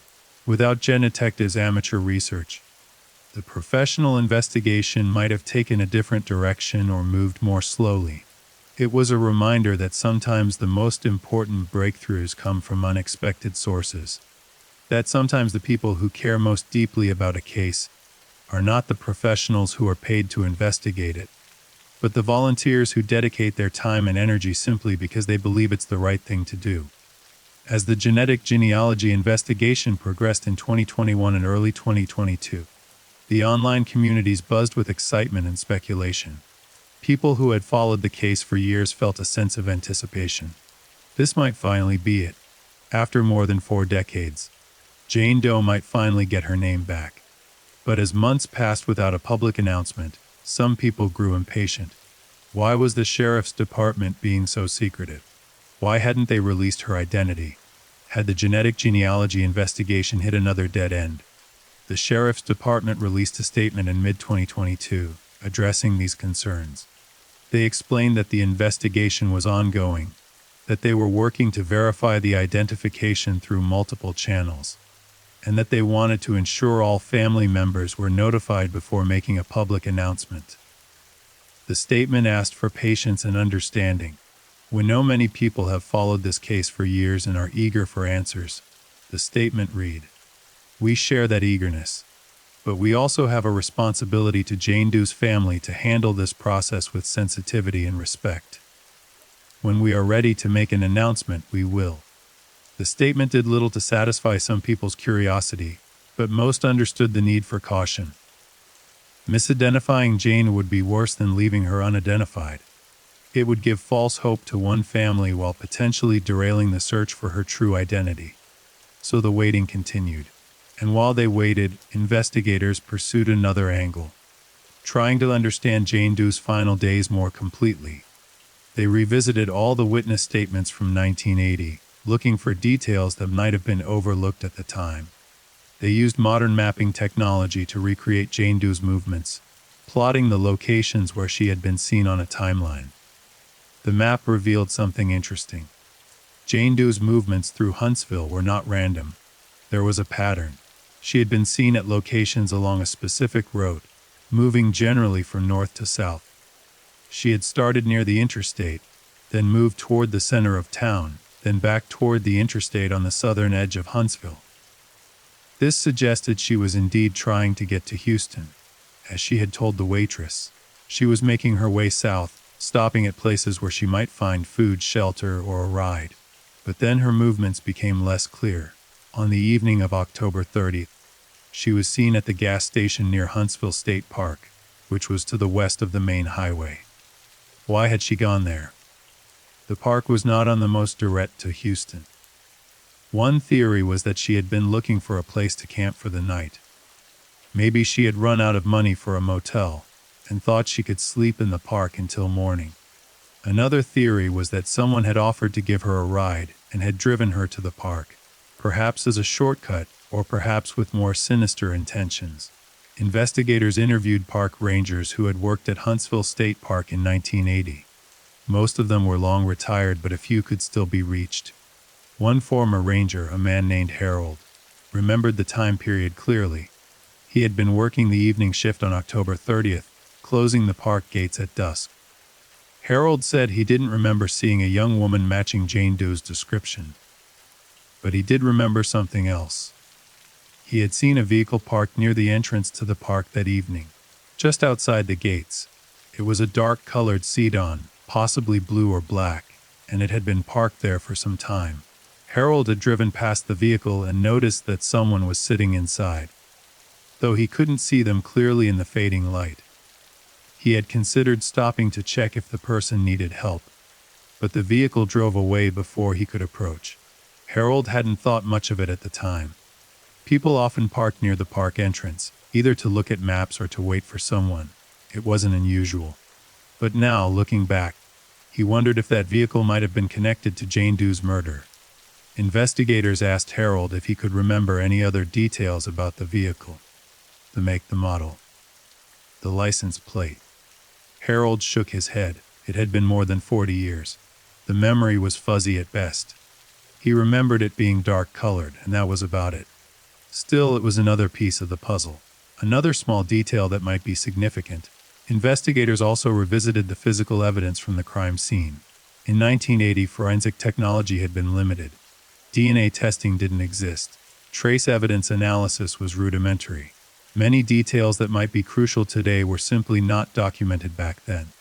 But the evidence that had been collected was still stored in the sheriff's department's evidence locker, carefully preserved in sealed bags. The items had been waiting for decades for technology to catch up. Now, with modern forensic techniques, investigators could examine the evidence in ways that hadn't been possible before. They focused on Jane Doe's clothing, the yellow pullover shirt, the blue jeans, the orange socks. Each item was carefully analyzed for evidence fibers, hair, skin cells, anything that might have been transferred from the killer during the attack. The analysis was painstaking. Forensic technicians used microscopes and chemical tests to examine every inch of fabric. They looked for fibers that didn't match Jane Doe's other clothing, hairs that didn't belong to her, any microscopic evidence that might point to her killer. They found several foreign fibers on her shirt and jeans. Some were consistent with car upholstery, suggesting she had been in a vehicle before her death. Others were synthetic fibers, possibly from the killer's clothing, but without a suspect to compare them to. The fibers were of limited use. They confirmed that Jane Doe had been in contact with another person and had been in a vehicle, but investigators already knew that from the circumstances of the case. The real hope was finding DNA. Even the smallest amount of the killer's DNA, if it could be extracted and analyzed, might be enough to identify him through genetic databases. The forensic team focused on areas of Jane Doe's clothing where the killer might have touched her. The collar of her shirt, where he might have grabbed her. The waistband of her jeans, where he might have tried to remove them.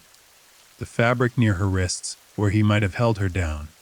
They found traces of DNA, but it was degraded and mixed with Jane Doe's own DNA, making it difficult to isolate and analyze.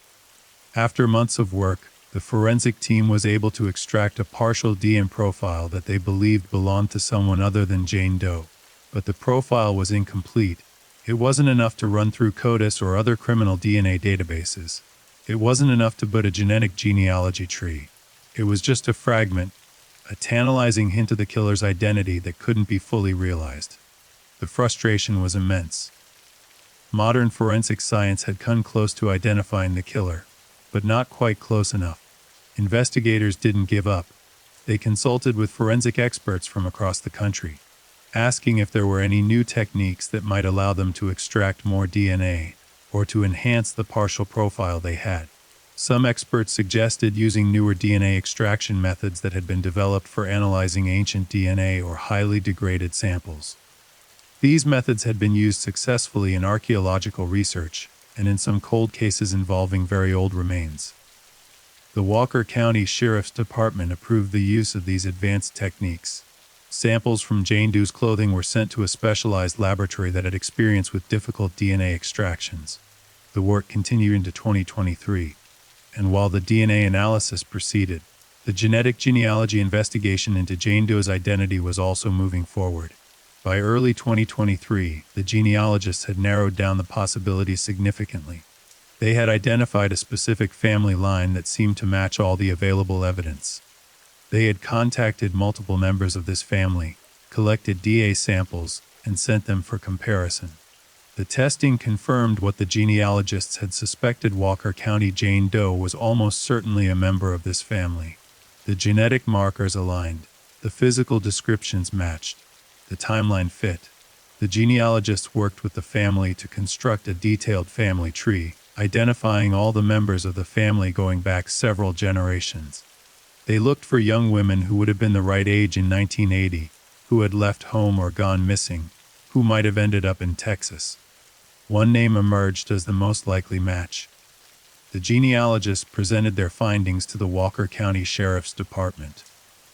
Investigators reviewed the evidence, cross-referenced it with everything they knew about Jane Doe, and reached a conclusion.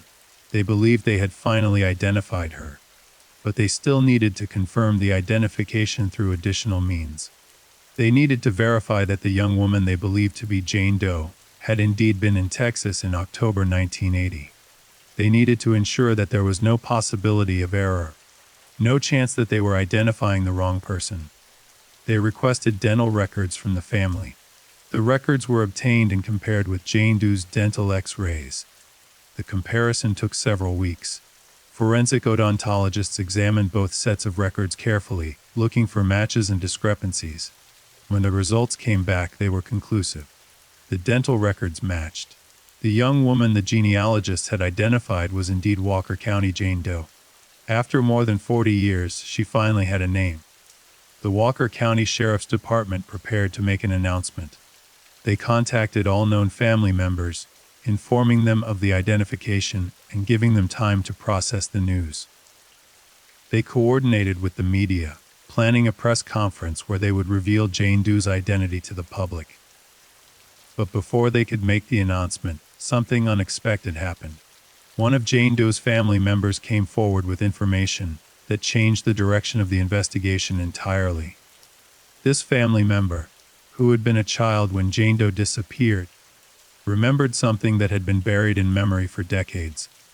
They remembered Jane Doe mentioning a man, someone she had been involved with, someone who had frightened her. The family member couldn't remember the man's name, but they remembered some details. He was older than Jane Doe. He had a vehicle, possibly a truck or van. He lived somewhere in Texas or had connections there. And Jane Doe had been trying to get away from him. This information reframed the entire case. Perhaps Jane Doe hadn't been killed by a random stranger who picked her up on the highway. Perhaps she had been killed by someone she knew, someone she had been running from. Investigators began pursuing this new lead with urgency. They interviewed other family members, asking if anyone else remembered Jane Doe mentioning this man. They searched for records that might identify him, old letters, photographs, anything that might contain a name or clue. The search was complicated by the passage of time. Many of the people who might have known about this man were deceased. Records had been lost or destroyed.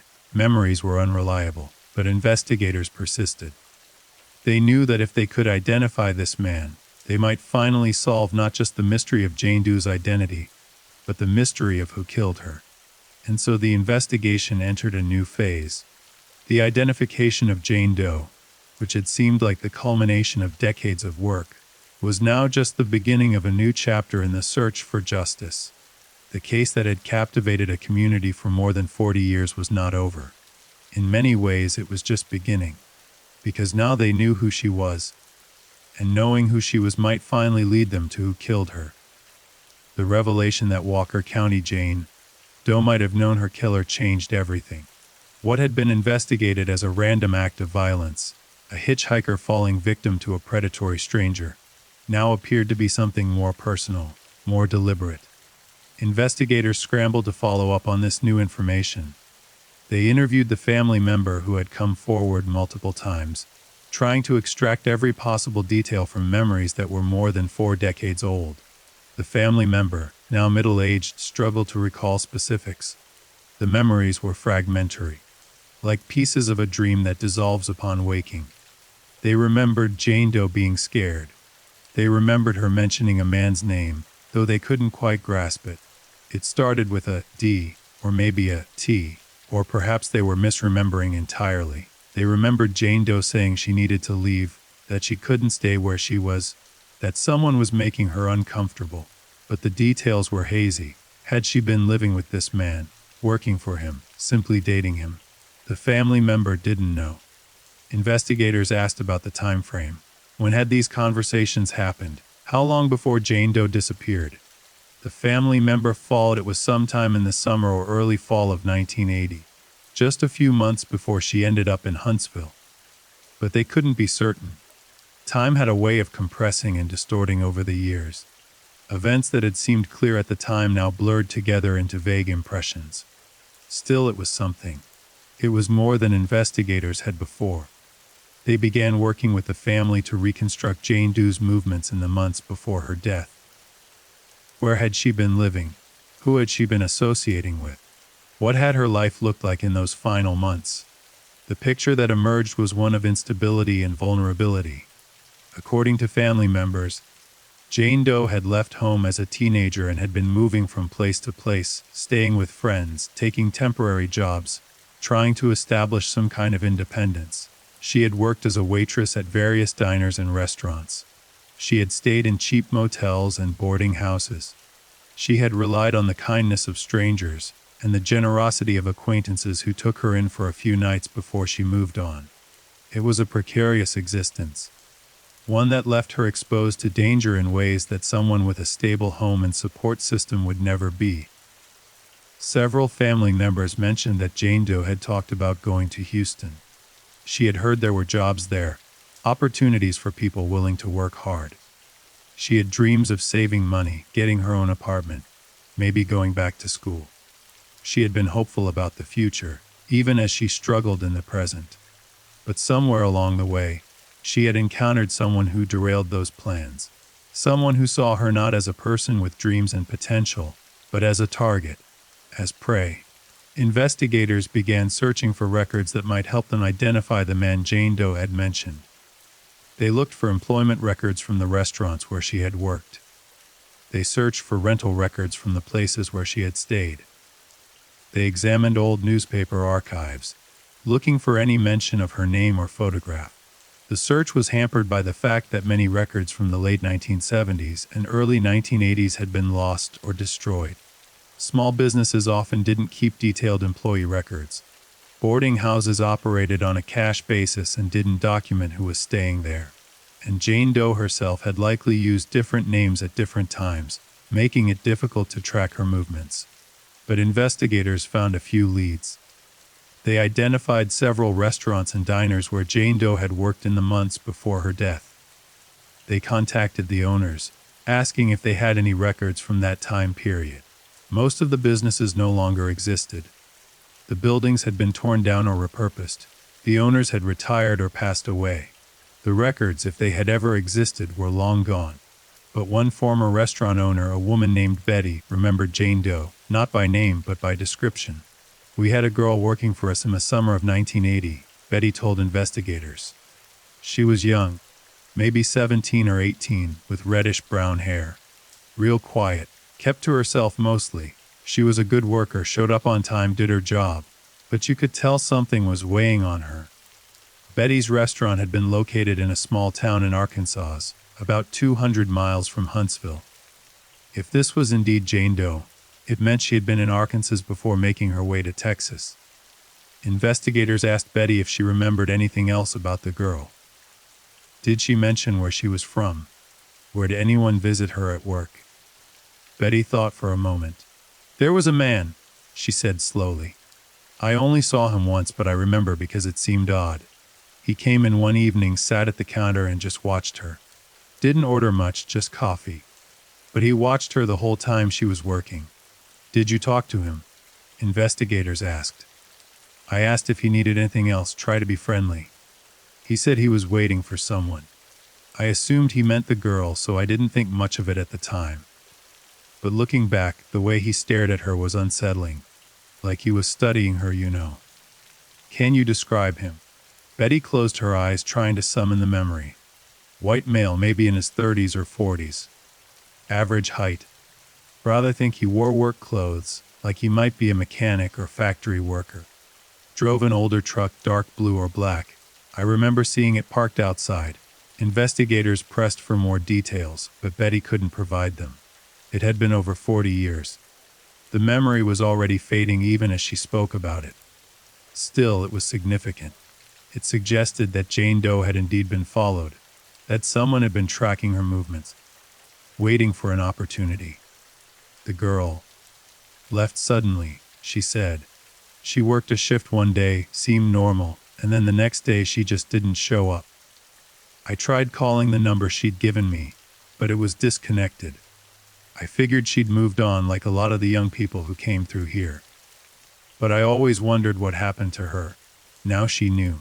Investigators asked Betty if she would be willing to work with a sketch artist to create a composite of the man she had seen. Betty agreed, though she cautioned that her memory might not be reliable. The sketch that resulted showed a man with a square jaw, heavy eyebrows, and a stern expression. His hair was dark and cut short.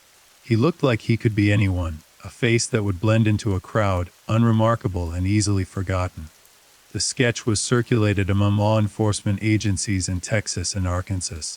Investigators asked if anyone recognized the man, if any cases from the early 1980s involved a suspect matching this description. Several responses came in. The man looked like someone who had been arrested for assault in Arkansas in 1982. He resembled a suspect in a rape case in Texas in 1981. He might have been a person of interest in a missing persons case in Louisiana in 1983. Investigators followed up on each lead. They tracked down the men who had been identified, conducted interviews, requested DNA samples. One by one, the leads fell apart. The man arrested for assault in Arkansas had a solid alibi for late October 1980. He had been working on an oil rig in the Gulf of Mexico, with time cards and witness statements to prove it. The rape suspect from Texas was eliminated through DNA testing. The person of interest from Louisiana had died in a car accident in 1985, but his family provided photographs that showed he looked nothing like the sketch artist's rendering. It seemed that once again the investigation was hitting a wall. But then, in mid-2023, a breakthrough came from an unexpected source. A woman named Carol, who lived in Texas, saw the news about Walker County Jane Doe's possible identification. Something about the story resonated with her. She had been following the case for years, reading about it online, wondering if she might know something that could help. Carol had grown up in a small town near Huntsville in the late 1970s. She had been a teenager at the time, working part-time at a gas station to earn money for college. In October 1980, she had been working the evening shift when a young woman came into the station. The woman matched the description of Walker County Jane Doe. She had been nervous, looking over her shoulder, asking if there was a phone she could use. Carol had directed her to the payphone outside. She had watched through the window as the young woman made a call, spoke briefly, then hung up looking distressed. A few minutes later, a vehicle had pulled into the station. A dark-colored truck, older model. A man got out and approached the young woman. They had a conversation, though Carol couldn't hear what they were saying. The young woman seemed reluctant, but eventually she got into the truck with the man. Carol remembered feeling uneasy about the interaction. Something about it hadn't seemed right. But she had been young herself, unsure of what to do, and the moment passed. The next day she heard about a body being found on the highway. She remembered the young woman at the gas station and wondered if there could be a connection. But she convinced herself it was probably nothing, that the woman had likely gotten where she needed to go safely. Over the years, Carol had thought about that night occasionally, and now, seeing the news about Jane Doe, she realized she might have been one of the last people to see her alive. Carol contacted the Walker County Sheriff's Department and provided her account. She worked with a sketch artist to create a composite of the man she had seen. The resulting sketch was remarkably similar to the one created based on Betty's description. Same general features, same build, same cold expression. Investigators now had 2 witnesses, separated by hundreds of miles and several months, describing the same man in connection with Jane Doe. This was no longer a coincidence. This was a pattern. The man in the sketch became the primary suspect in Jane Doe's murder. But identifying him proved difficult. The sketch was too generic, and without a name or more specific identifying information, investigators had limited options. They decided to take a different approach. They began looking at men who had been arrested or convicted of violent crimes against women in Texas and Arkansas in the years following Jane Doe's death. The theory was that someone capable of murdering Jane Doe would likely have committed other crimes. They compiled a list of dozens of men who fit the general profile: white males, ages 30 to 50 in 1980, with histories of violence against women, connections to Texas and Arkansas. One name stood out. A man named Dennis Crawford had been arrested in 1983 for the attempted murder of a young woman in Arkansas. The victim had been hitchhiking when Crawford picked her up. He drove her to a remote location and attacked her, but she managed to escape and flagged down help. Crawford was convicted and served 15 years in prison. He was released in 1998 and died in 2006. Investigators obtained photographs of Crawford from the Arkansas Department of Corrections. They showed the photographs to Betty and Carol, asking if this was the man they had seen. Both women studied the photographs carefully. Betty said she thought it might be him, but she couldn't be certain. The face seemed familiar, but 40 years had passed. Carol was more definitive. "That's him," she said. "I'm almost sure of it. The eyes especially, I remember those eyes." Investigators now had a potential suspect, but he was dead. There would be no arrest, no trial, no confession. However, DNA evidence could still provide answers. If Crawford was indeed Jane Doe's killer, his DNA might be on her clothing. The problem was obtaining a DNA sample from Crawford. He had been cremated after his death, and his family had scattered his ashes. There was no body to exhume, no preserved tissue sample to test. But Crawford had a living son. Under Texas law, investigators could request a DNA sample from a direct relative if there was probable cause to believe the deceased person was connected to a crime. They contacted Crawford's son and explained the situation. The son was initially reluctant. His father had been a violent man, and the family had spent trying to distance themselves from his legacy. The idea of reopening that wound was painful, but eventually the son agreed. He understood that the families of victims deserved answers, even if those answers were difficult.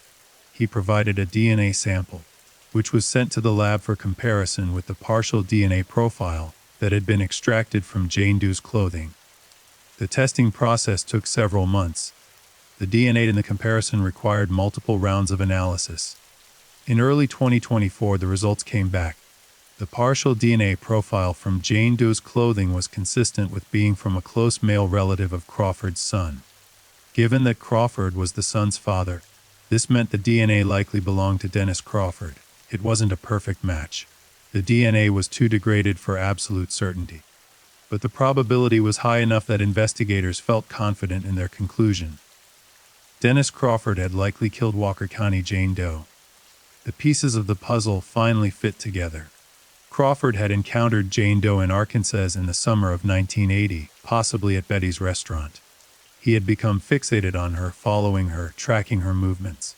When she left Arkansas and made her way toward Texas, he followed. He encountered her again in October 1980, possibly offering her a ride to Houston. She accepted, not realizing the danger she was in. At some point during the drive, he attacked her.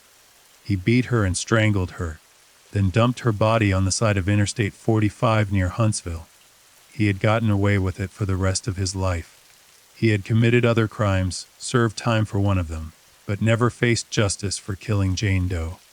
Until now, in May 20, the Walker County Sheriff Department held a press conference.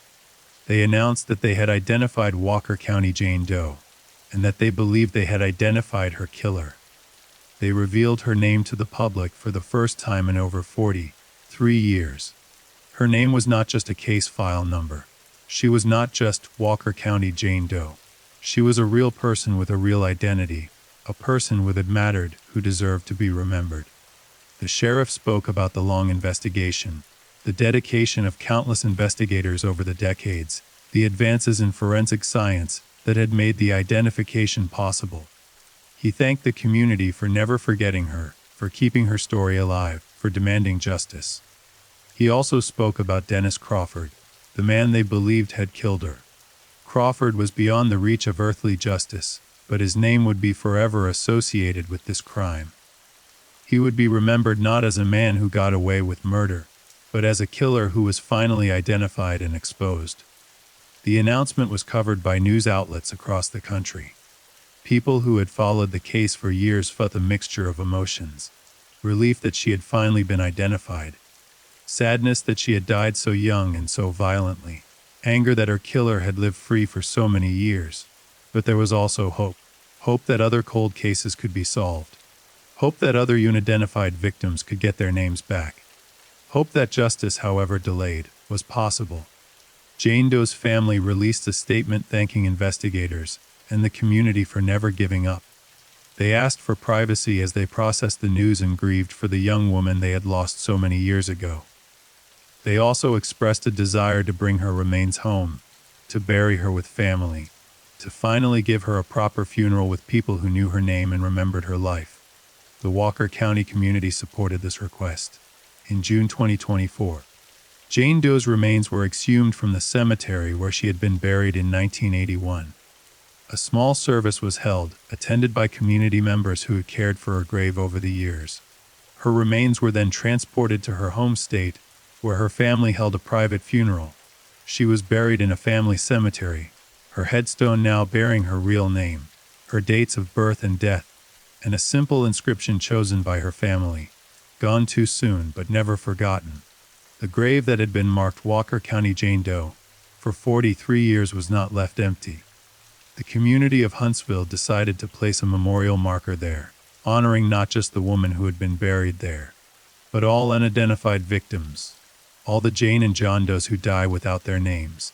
The marker reads, "In memory of all the lost ones, may you find your way home." The case of Walker County Jane Doe officially closed in late 2024. The murder would not go to trial as the suspect was deceased. But the case was solved. The victim was identified, the killer was named. It had taken more than 4 decades, the work of hundreds of investigators and advances in technology that didn't exist when the crime was committed. But justice, in its way, had been served. The case left a lasting impact on everyone it touched. The investigators who worked on it, the community that never forgot, the family who finally got answers, and the countless people who followed the story and felt a connection to a young woman they had never met. It also left important lessons about the importance of preserving evidence, even when a case seems unsolvable, about the value of persistence and refusing to give up, about how technology can provide answers that seem impossible at the time, and about the fundamental human need to be known, to be remembered, to have a name. Walker County Jane Doe had her name taken from her when she died. For 43 years, she existed only as a mystery, a tragedy, a question without an answer. But in the end, she got her name back. She became a person again, not just a victim. Her story, which had been incomplete for so long, finally had an ending. It wasn't the ending anyone would have wanted. No one wanted her life to end violently on a Texas highway at such a young age. No one wanted her family to go decades without knowing what happened to her. No one wanted her killer to escape justice for so long. But it was an ending nonetheless, and endings, even sad ones, provide closure. They allow healing to begin. They turn mysteries into histories, questions into answers, unknowns into knowns. The flowers that appear on her grave every November 1st continue to be placed, though now they are placed at a different cemetery, in a different state, on a grave with a real name. The people of Huntsville still remember her. They still tell her story. But now they can tell the whole story, not just the tragic part. They can talk about who she was before she died. They can honor her life, not just mourn her death. They can say her name, and saying her name matters. It matters because it restores her humanity. It matters because it acknowledges that she was more than just a victim. It matters because it proves that even when someone disappears, even when they are forgotten by almost everyone, there are still people who will search for them, who will fight for them, who will refuse to let them be lost forever.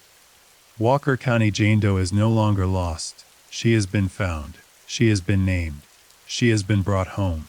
Her story is one of tragedy, but also of perseverance, of horror, but also of hope, of death, but also the refusal to let death have the final word. She lived, she was loved. She was forgotten, she was remembered, she was found, and now finally she rests in peace. The case may be closed, but her legacy lives on. In the memorial that bears witness to all the lost ones. In the law that ensures unidentified remains are properly documented and tested. In the investigators who continue to work on cold cases, refusing to give up. In the families who keep searching for their missing loved ones. In the communities that refuse to forget. Every year on November 1st, someone places flowers on her grave. Not in Huntsville anymore, but wherever her final resting place is. And those flowers are a reminder that every life matters, that every person deserves to be known, that justice, however delayed, is worth pursuing, and that even in the darkest mysteries, even in the most hopeless cases, answers are possible. Walker County Jane Doe found her way home. Thank you for listening. If you enjoyed this case, leave a comment and subscribe. Good night and stay safe.